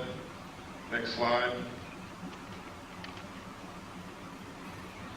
This is a letter from Jesse Marcel Jr. In the Roswell crash in 1947, Major Jesse Roswell was an intelligence officer attached to Roswell Army Air Force Base, and he was the one who was sent out to check out this wreckage that Mr. Brazel reported on his ranch. When he got there, he determined that this wasn't anything he'd ever seen before, didn't know what it was, gathered it all up, put it in his car, took it home, showed it to his wife and child that night, and the following morning took it into the base. That night, when he showed it to his child, Jesse Marcel Jr., interpreted that this was a flying saucer. I don't know if his father told him it was a flying saucer or not, but I believe that the suggestion was probably planted in the kid's mind because the only thing that the father had was bits and pieces of stuff that looked like tinfoil from cigarette packs and balsa I-beams, although they weren't balsa, it was some kind of metal, but they were very light. Next slide.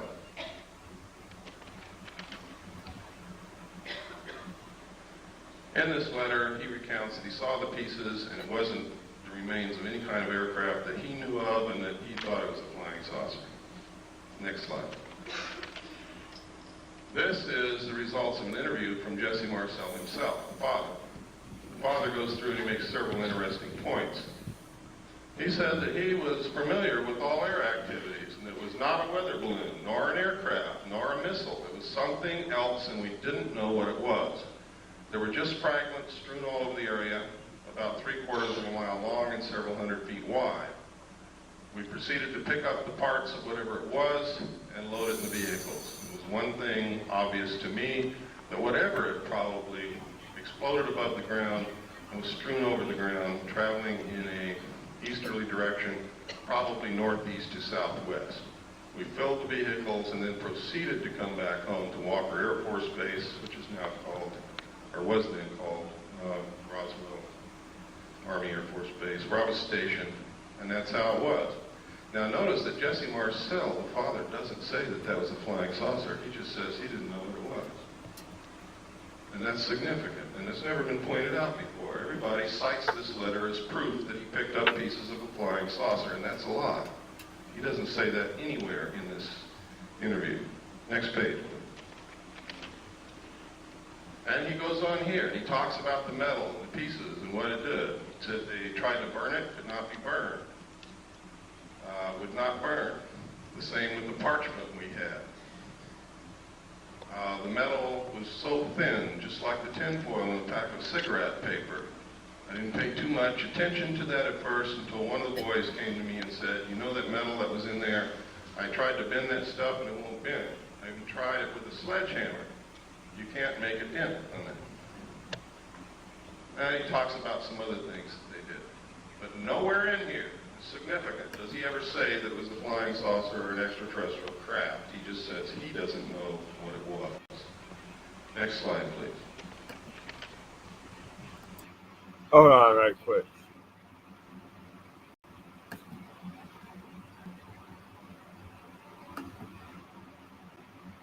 But yeah, pretty much y'all get what I mean, right? Y'all get what I'm saying. Well, you get what this live stream's about.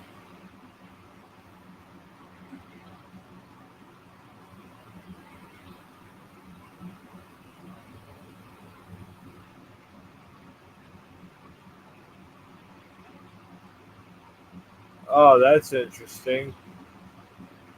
Zach's doing a live stream right now. Russia's 322nd year, 322 year. I don't know. Try to tell my boy Joey that freaking Vladimir Putin's in Freemasonry. He's a Freemason. How else do you think world leaders are put into the position of power? It's not something Vladimir Putin decided, hey, I want to be in power. I want to be in charge of Russia. No, they selected him and put him in. Just like they did all the world leaders, man. The world's a stage, man. And we're all playing a part in this fucking not so great ending movie. Not gonna be a happy ending when it's all said and done. It's all scripted, man. But yeah, I gotta go back to sharing this video right quick.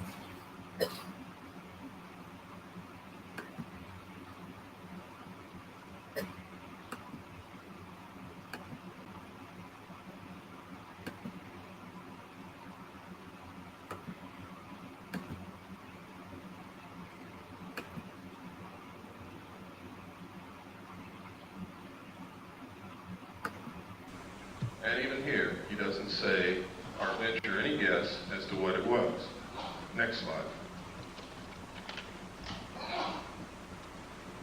This is a letter. This is called the Smith Memo. Smith was a radio engineer for the government of Canada. He came down to Washington to see if he could get the United States government to participate in electromagnetic experiments and experiments involving radio waves and other things of that nature. While he was there, he read a book written by Frank Scully called Behind the Flying Saucers, and he wanted to know if it was real. Scully in his book had said that the government had recovered crashed flying saucers and was hiding this from the public. He went to his embassy, the Canadian embassy in Washington, asked them to find out the truth. The Canadian embassy contacted Dr. Robert Sarbacher, who was a senior scientist working for the Pentagon at that time. And if you'll give me the next slide, this is what Dr. Sarbacher told the Canadian embassy, and they related to Mr. Smith. A, the matter is the most highly classified subject in the United States government, rated higher even the HRO. B, flying saucers exist. Their modus operandi is unknown, but concentrated effort is being made by a small group headed by Dr. Vannevar Bush. D, the entire matter is considered by the United States authorities to be of tremendous significance. Again, no mention of extra shit. are alien beings. And as you're going to see later, yes, flying saucers did exist. Next slide, please. This is the rest of the Smith memo. It's important that you see the signature and the official stamps and the classifications that were on this thing. It is now declassified. Next slide. At the same time that the government was denying that they were interested in flying saucers, or that flying saucers were real, or that they were investigating or anything, this poster was on the bulletin boards of Air Force bases everywhere. I remember seeing this for many years on bulletin boards where my father worked. And it says, the first thing up there, UFOs, serious business, and outlines the fact that every base must have an officer designated. Hold on, something just occurred to me. I want to try something. Hold on. I gotta go back to Restream right quick.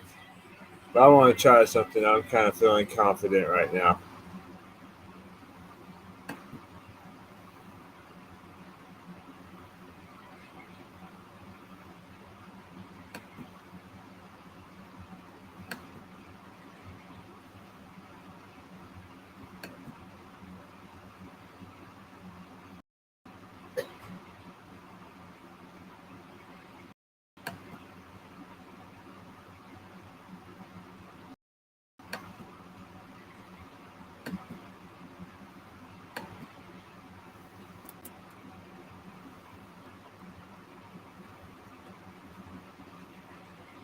That's what I need to start doing. Hold on right quick.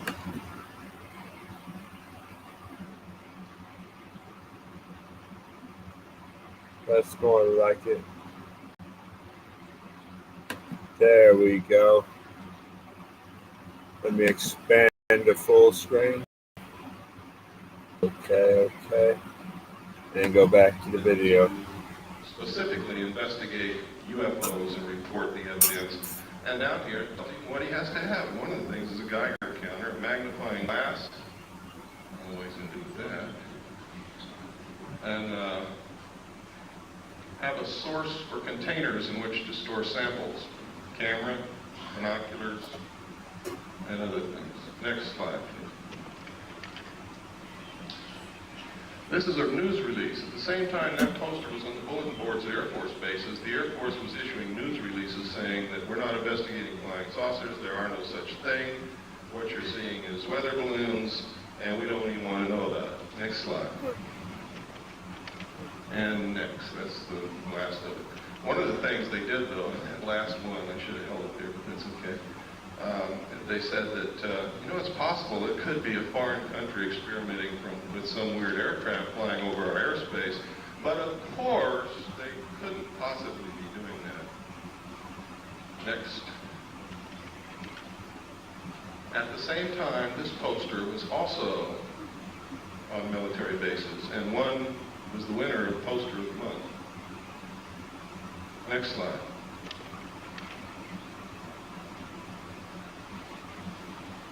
These are cows.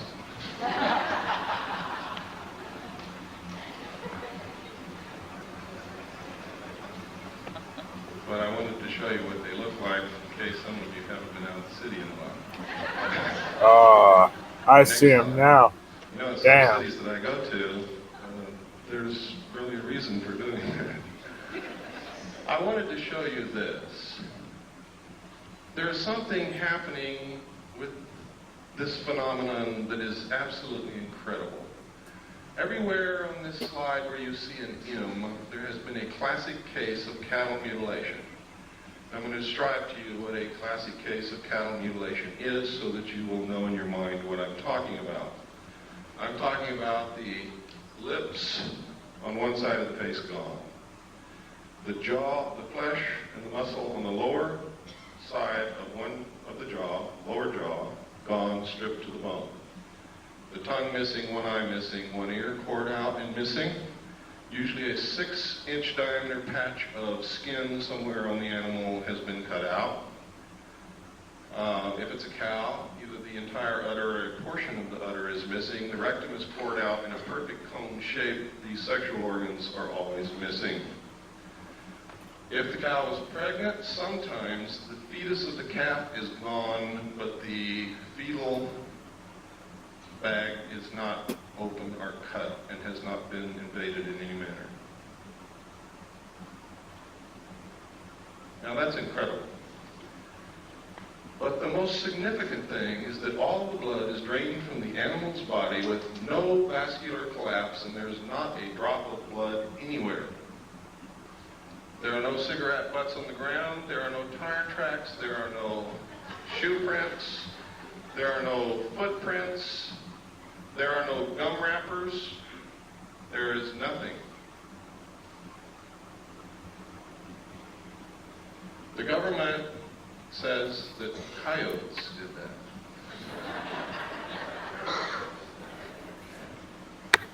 Now, I'm not going to pretend that I know who or what it was, but I do know one thing, it wasn't coyotes. And I also know that our medical personnel, with the best surgical tools at their disposal, cannot make or duplicate the same cuts that are bloodless, that seem to be literally between the cells. There's no blood in any of the wounds. There are always two holes in the neck of the animal. Now, we got very curious about why would these specific parts of the animals be missing? And we came up with some things that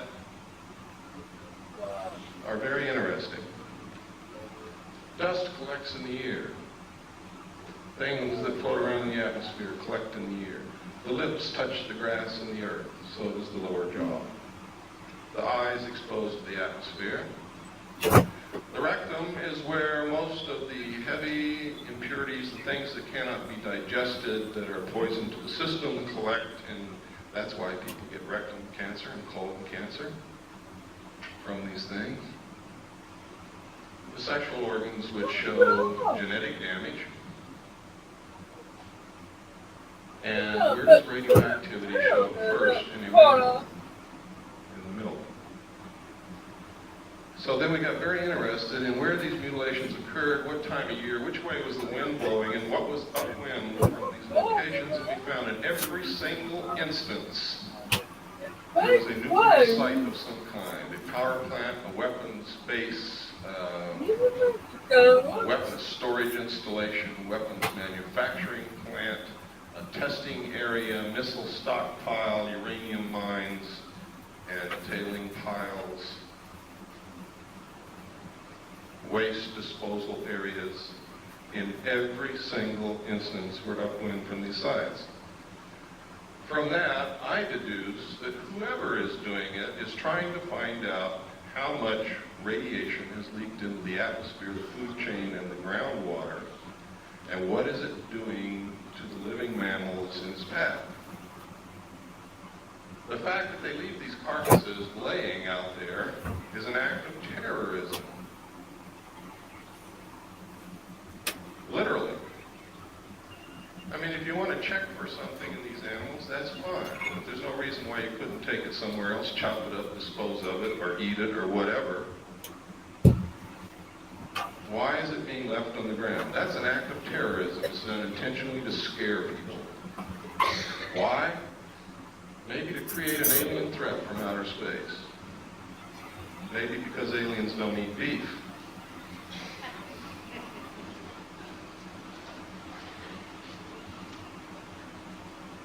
Next slide, please.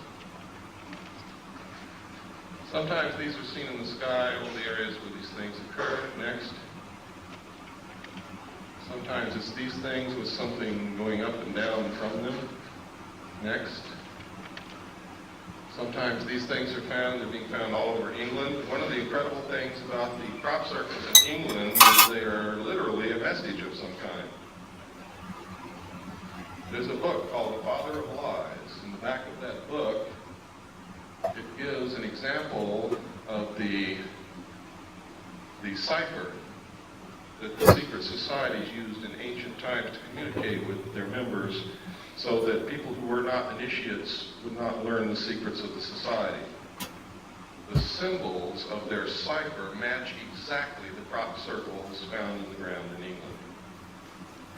Now this was by accident that I ran across this. There's a woman in California who lives in Victorville, who is a wonderful woman, discovered this. She had been looking at pictures of crop circles. She had the book, Father of Lies, and she was reading the book, and it struck her all at once. These are the same. Oh, I'm back, y'all. I just had to make myself something to eat. But I'm going to mute my mic so I can eat while this video plays. I want y'all hearing me eating while I'm live streaming. But I got this video for y'all to watch.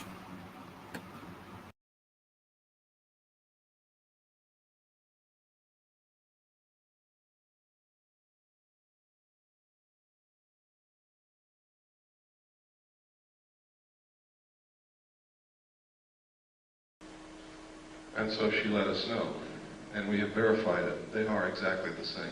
Secret societies have a lot to do with what's going on, believe me. Next slide.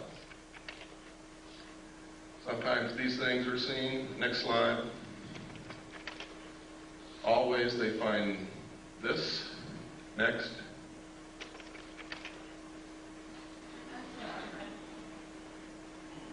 Then we got to wondering, gosh, all through history there's records of people and animals being found with the blood sucked out of them. Is this the source of the vampire legends? Back through history, we have found that there are accounts of animals and humans who have been mutilated in this classic manner. Next slide, please. This is some of the information a man by the name of Bill English has released.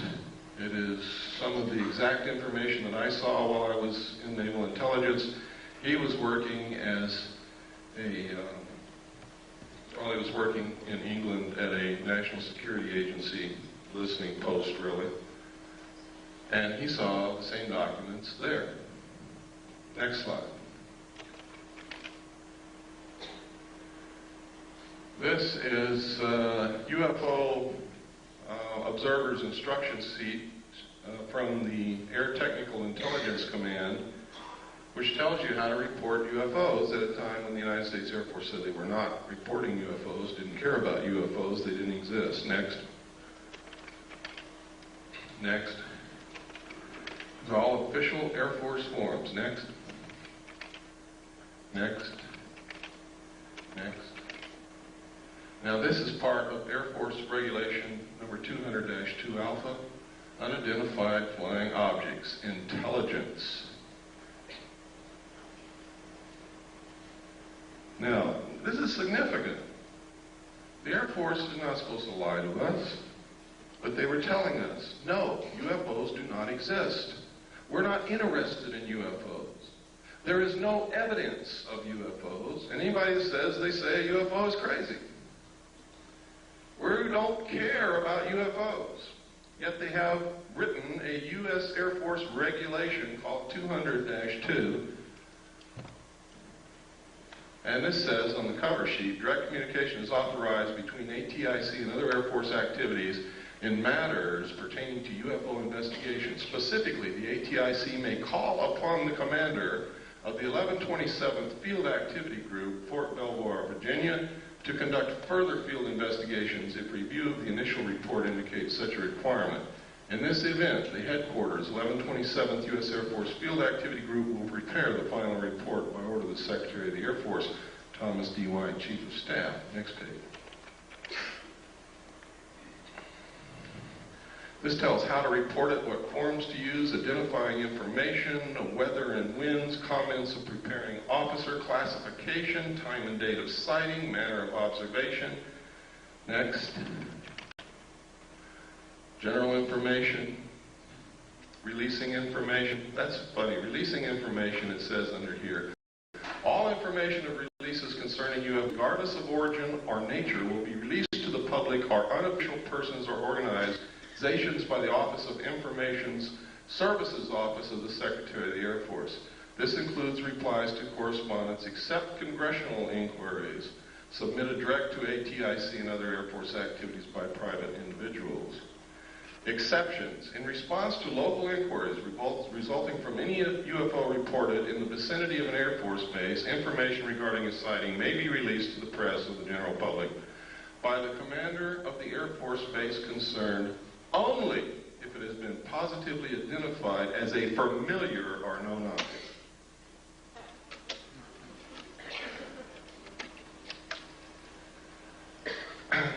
Next, please. And it goes on, but we just don't have the time. This is how to report one that moves around in the sky. Next. Next. Next.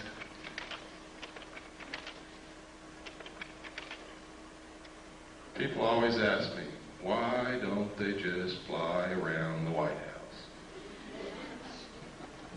Well, there's a UFO. This photograph was taken in the early 50s, and that's certainly the White House. Next slide. Those are not butterflies. The truth is, in the early 50s, there was extensive UFO activity in the immediate area of the White House on an almost nightly basis over a long period of time. It is in the headlines of the newspapers.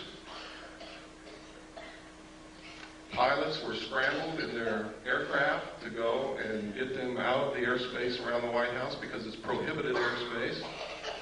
And every time they would scramble, get in their planes, take off, the UFOs would disappear. The pilots would go back and land, the UFOs would come back. This kept happening night after night after night until the pilots got so disgusted and so frustrated they wouldn't even get in their planes anymore. Next slide. This is another, this is 200-2 identified flying objects UFO. This is the rest of it. Go ahead, next. All Air Force regulations. Next.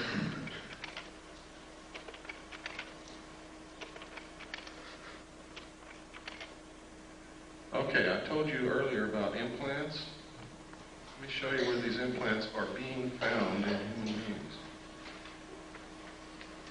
We don't know who's putting them there. The people who are being abducted are telling us that they are alien extraterrestrial beings from outer space. They all tell the same story. They all describe the craft exactly the same. They all describe the beings in the craft the same. They all have described the same things that have not been made public knowledge, and they don't know each other. And these are people from all around the world. One of the best abductee researchers that I know is here in this room with us, Robin Coyle.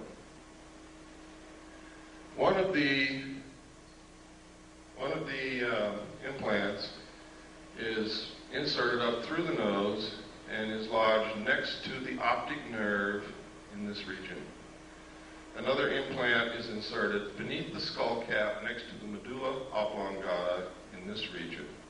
Another implant is found subcutaneously behind usually the right ear and can be seen and felt. I always like to watch everybody feel behind their right ear when I say that. Implants have been found in the wrist, in the calf, and in the lower arm. Next slide. Now, this is very strange because just before these began happening and after we began finding these implants, we began noticing newspaper articles like this. Computer chip implants can help find lost pets, and it goes to outline how this happens. And it tells us that the sheriff's department and the police department in the cities are given electronic equipment to communicate with a satellite that the government has put up. And if you put an implant in your pets, this satellite can find your pet wherever it is when it's lost, and your local law enforcement people, by tuning into this satellite with their electronic equipment, can tell you where your pet is and go get it.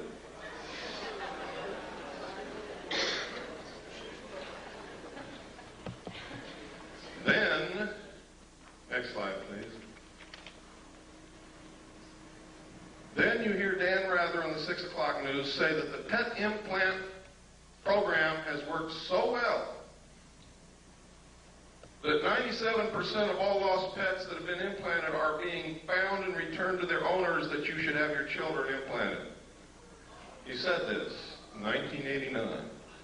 Then you see in the Los Angeles Times, not the National Enquirer, ladies and gentlemen, the Los Angeles Times on 12/12/89, forecasts 10 changes for the coming decade. And one of those 10 changes, number 4 in fact, will become necessary in the future with the availability and widespread use of electrical and chemical implants that will allow 24-hour-a-day control of individuals' behavior. Now are you beginning to get interested in the abductee experience? I hope that you are. You might be next. Next slide. This is just a letter to me from another researcher. Next slide. Who sent me this? It's in my book. It's the Foreign Broadcast Information Service, Foreign Press Note. Foreign Broadcast Information Service is a division of the Central Intelligence Agency, which monitors foreign broadcasts on radio, television, military, civilian broadcast waves, and gleans information. This entire report, each paragraph, is a separate report of flying saucer or UFO reports in the Soviet Union during the period covered by this report, and this report was issued 22 November 1989. You never heard of any. Every paragraph. One of these paragraphs refers to a crashed craft on a hill from which they recovered pieces of technology that were not capable of manufacturing.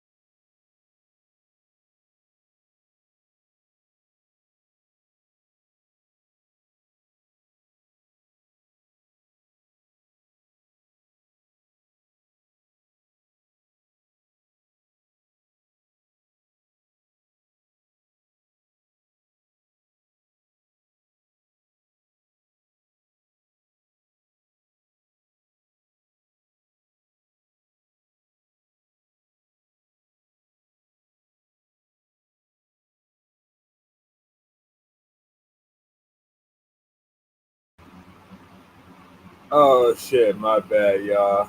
I didn't know the mic was still muted. So I'm gonna go ahead and read into this thing about secret societies, because that would cover the New World Order topic. So I'm gonna cover the secret societies. I gotta do some reading in here. But anyways, I'm gonna get into it. Okay, this is my article for tonight, and then I'm gonna end the live stream. I'm gonna close the live stream, and then I'm gonna end it the way I casually end it. This is by the coolest. Didn't do no Gematria tonight. Wanted to mix it up a bit. 16 secret societies that may control the world.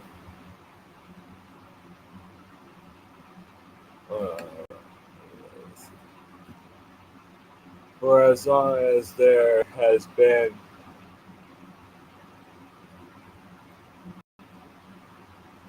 I hate saying that shit. Conspiracy theories. There have been secret societies, groups like the Illuminati or Yale's Skull and Bones group. Oh, I gotta get out of that shit. That shit's annoying the hell out of me. I hate this fucking pop-up shit. As well as the loud and proud Freemasons that were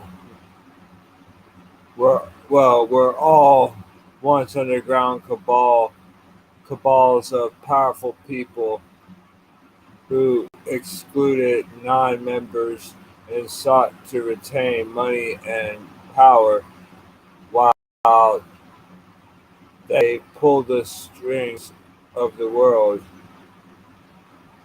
like large corporations who hide themselves behind subsidiaries, if I'm pronouncing that right, and offshoots. The exact size of any given covert. I've never heard that word before. Hold on, right quick. Hold on. We'll continue reading.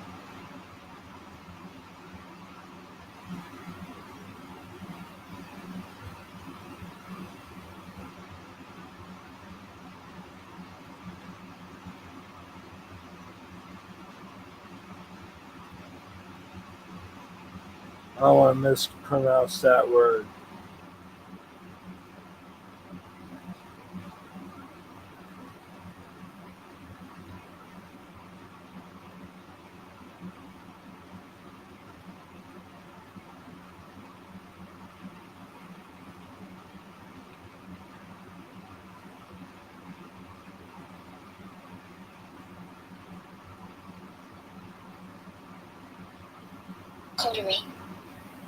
Coterie. I didn't want to mispronounce that shit. That's what I should have been doing the whole time. Instead of trying to pronounce shit, I should have just been using Google for that shit.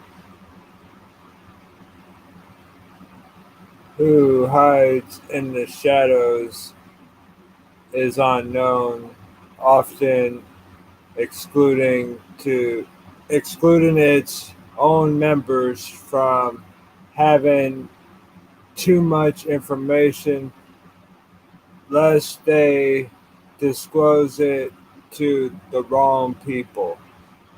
To celebrate National Conspiracy Day, which no one knows exists because we just made it up.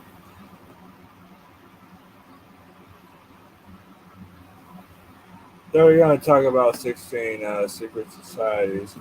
Knights Templar are most commonly heard.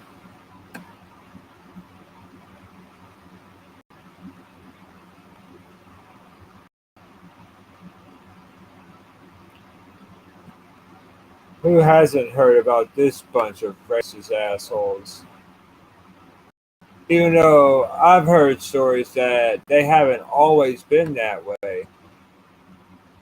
They were never racist when they were first founded, but I guess that movement got infiltrated. But I don't know how much of that is true, to be honest. I'm not saying that's the case, and I'm not saying that's not the case because I don't know. I haven't researched into the KKK like that. The German Society, if I'm pronouncing that right.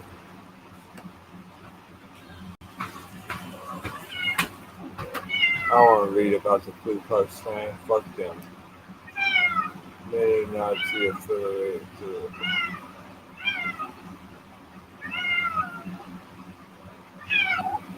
Man, they sound like racist dicks too. I'm sorry to say it, but I'm at least showing y'all the secret societies and shit. The Black Hand, never heard of them. Shit, man. Freemasons are commonly known. Strange handshakes, chants, and ritualistic behaviors, and common among the Freemasons, though the fairly public group with Masonic lodges and of various stripes dotting the globe, the Freemasons still carry tremendous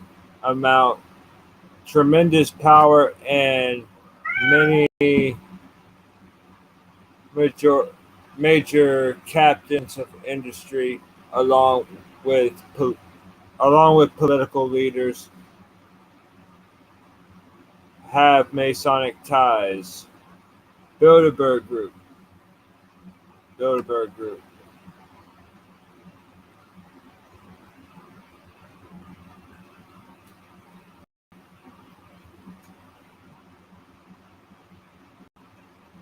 Beginning in 1954, Bilderberg Group was a meeting of secret, economically powerful individuals who discussed the path they wish the world would take. They wish the world to take. Though the existence of this group is not all secretive, the content of their message is. Many think as goes Bilderberg, so goes the world. Sorry, I have trouble reading sometimes. Sometimes I suck at reading. But the Illuminati, who hasn't heard about them? I think they're the root of all conspiracy, what they call conspiracy theories. I hate using that word, but yeah. An offshoot of Freemasons, the Illuminati isn't believed to still be in operation, though they're often credited with many nefarious plots, assassinations, acts of terrorism, economic changes, and even systematic government repression are often blamed on the Illuminati. They're the conspiracy theorist boogeyman and charged with putting the pyramid in the all-seeing eye on the dollar bill.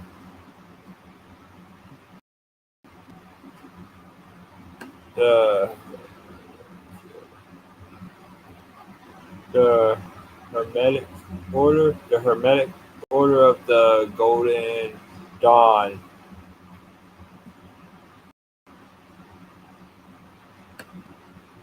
My boy Wayne wanted me to look into the Red Man, Method Man clone theory. I'm like, well, I'm working on that for him, but I'll look into it, man. That's the most I could tell you. I'll look into it. I'll do my reading on both Red Man and Method Man, and I'll do the decodes as well. Decoding tonight. I'm going to save that for tomorrow night, which means I really got to get to work on what I'm doing, because I'm going to pretty much try to give a span of 3 decodes in one night, not relative to what's going on, but mostly unsolved mystery deaths. That's the kind of style I go after. It's solely around mysticism. I gotta hold on, y'all. I'm not going to make an ass out of myself. I got a solution. I suck at pronunciations. I hate to say it, but my reading is okay, but I suck at pronunciations. Mysticism. What? Hold on. I'm just going to play it in the mic. Mysticism. There we go. What my phone said, and the practice of various magics, the Hermetic Order. I think that's how it's pronounced, the Hermetic Order. I think I was pronouncing it wrong before.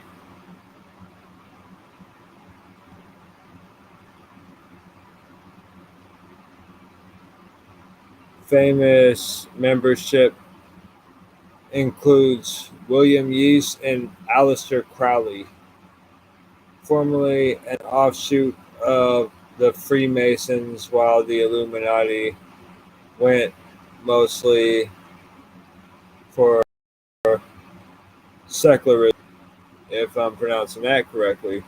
The Golden Dawn is as deeply occulted as it gets. Rosicrucians.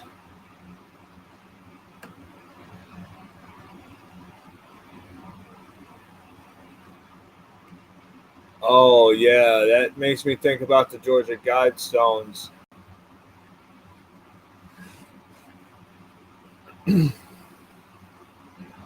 Okay, one of the oldest groups founded in the 15th century, the Rosicrucians, are thought to have given rise to the Freemasons and all the. I'm not going to say that. Children to shoot off from that society. Supposedly, the guiding force behind every major revolution, from sexual to industrial to political, many think all modern secret societies flow from here.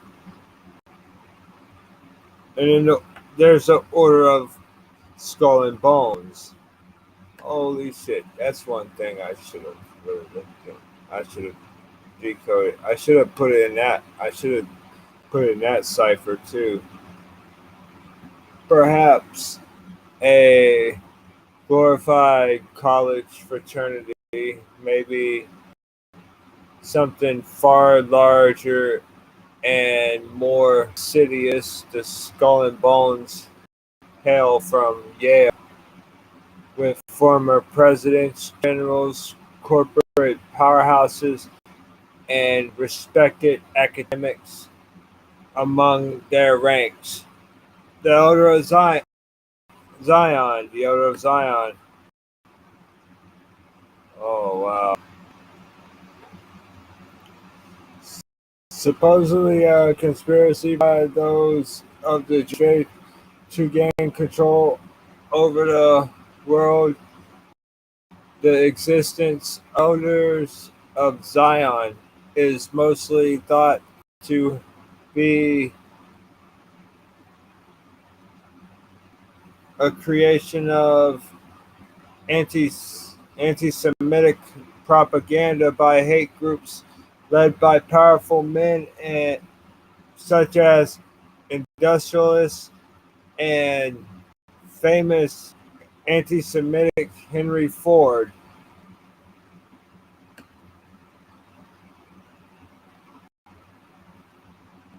I am not going to try to pronounce that, but I'm going to spell it out into my phone and let my phone pronounce that shit.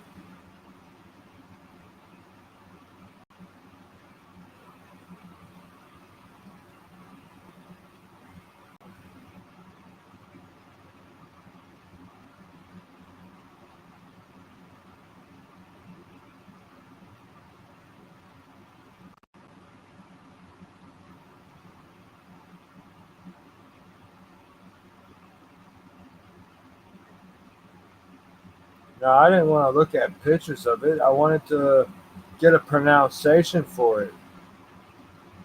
Because I can't pronounce that shit. That's one of that weird sounding shit.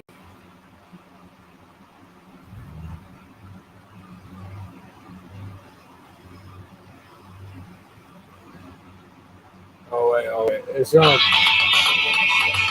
Wait for it. Hold on.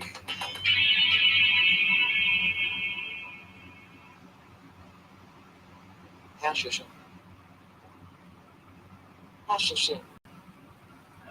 Oh shit, man. Sorry, I knocked the mic over. But yeah, you. Thanks for watching. Subscribe to our videos on YouTube. If I'm pronouncing it right, it's pronounced Hashishin. Hashishin. I think that's the pronunciation for it. But yeah, sorry about that. I knocked the mic over, but I try to pronounce that shit the best I could.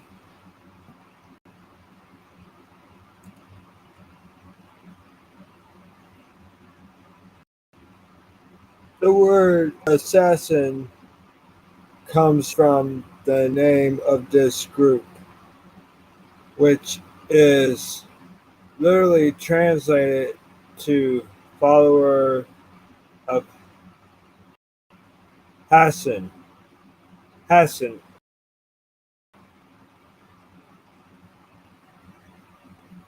That makes sense. You got Hassan, assassin. That makes sense. It's just assassins, assassin with the H in front of it.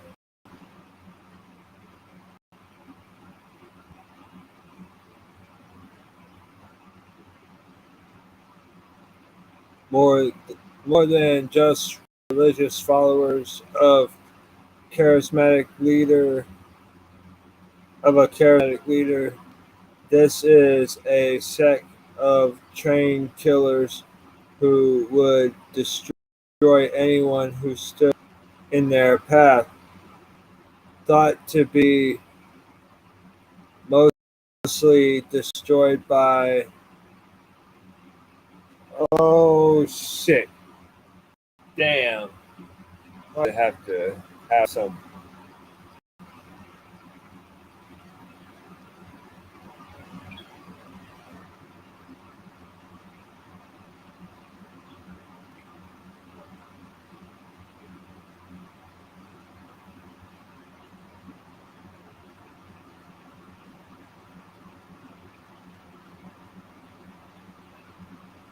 All right, I want to make sure that I'm getting the word right.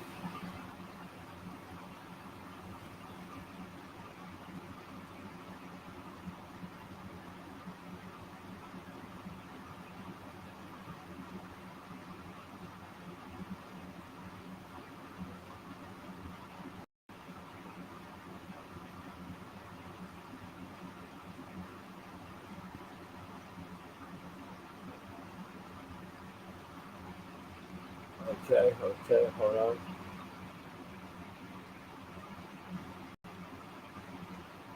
That's not it. Hold on. Thank God I didn't play.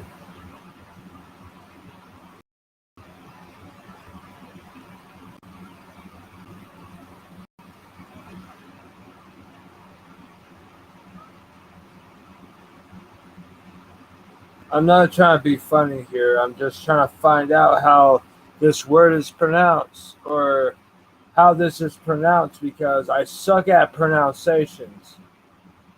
I'm not good at pronunciations. I can read, but my pronunciation's not great. And that's just me being 100 with you.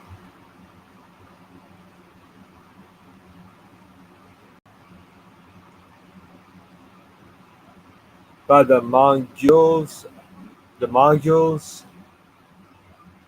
if I'm pronouncing that correctly, I can't find anywhere that's going to pronounce it.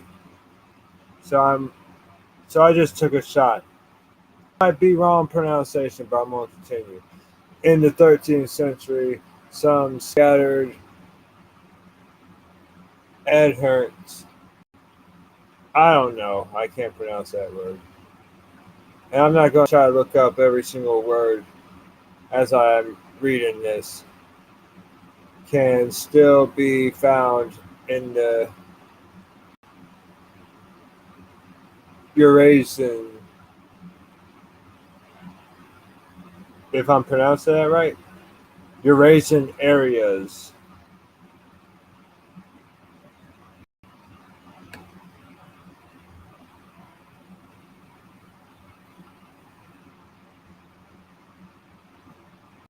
I've never heard of this before. Anybody got any information about this? 9 unknown men. Holy shit.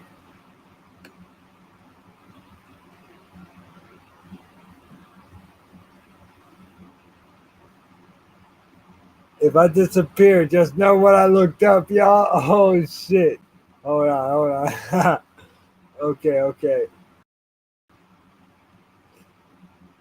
Despite its size, and India has very few secret societies, at least very few known secret societies. This group came onto the scenes during the, I can't pronounce that, dynasty in 270 BC.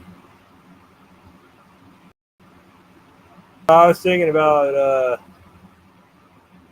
Kurt Cobain died on a day that left 270 days in the year. And he was born on a date with 27 numerology. And he died at the age of 27. Man, murdered by numbers, man. Man, I can't help I thought about that shit.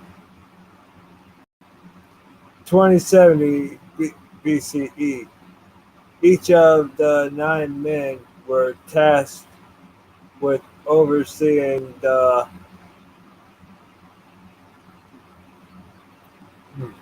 development of different area of life,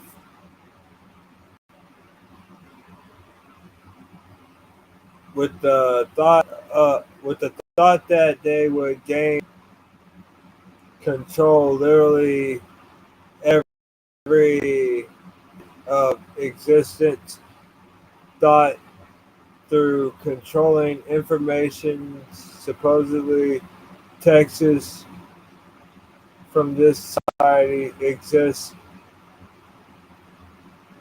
which could give the reader enough knowledge to ruin or save the world into, or what? I never heard that before.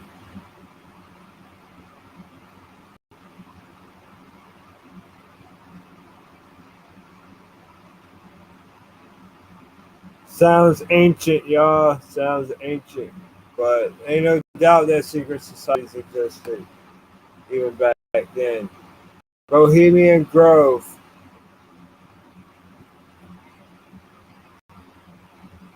They say supposedly nothing more than a sort of the Bohemian Grove is one of the few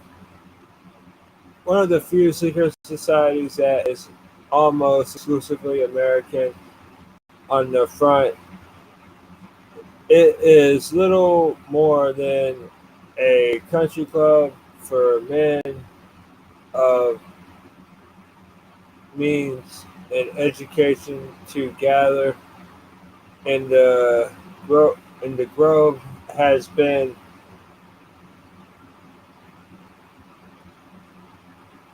said to be responsible for the nefarious Manhattan Project, which led to the creation of the first nuclear bomb.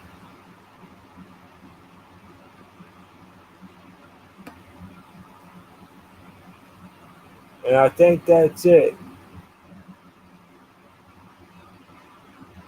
I think that's it, y'all.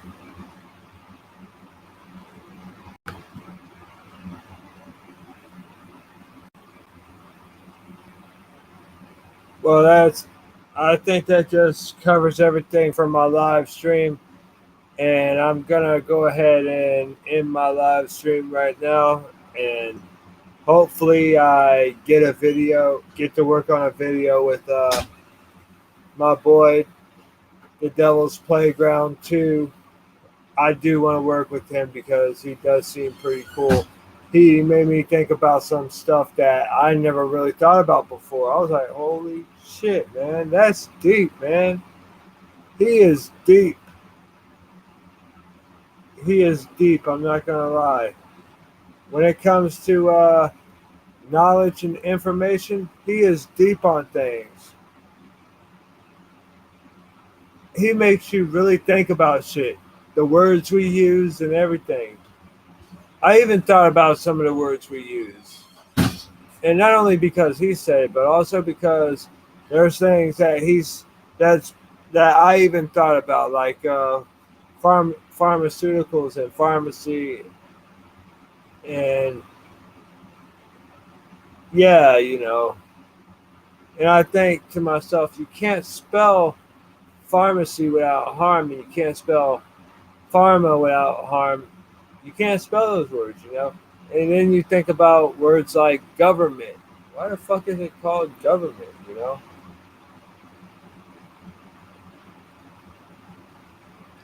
But it seems like words like that all have a meaning.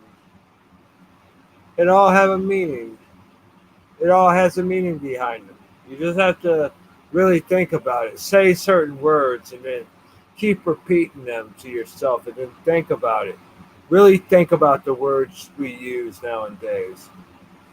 You know, they say that words are like curses, right?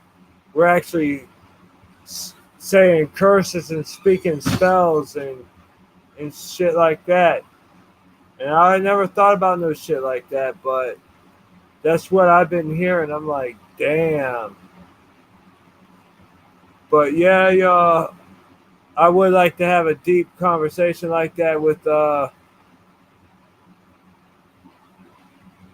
I would like to do a live stream with the Devil's Playground and actually talk about these sort of things.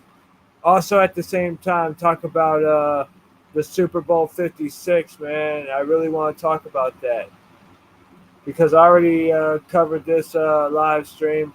I got a live stream tomorrow night, y'all. Even though nobody's checking me out, I'm just pretending somebody's out there watching me. And that's the way you got to do it. You can't just not say shit because people ain't watching you and checking you out.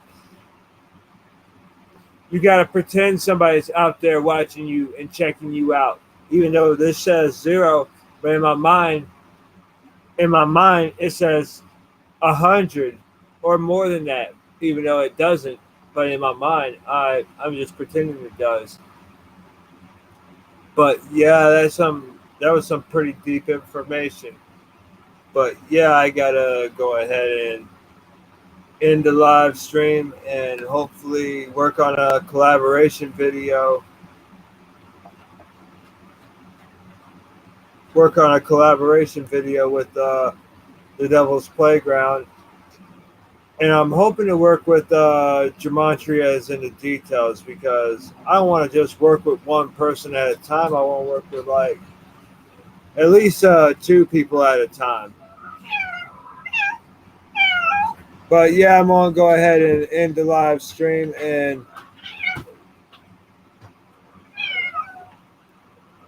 just tell you to go ahead. Well, I'm going to go ahead and end the live stream. True Click Media out, y'all.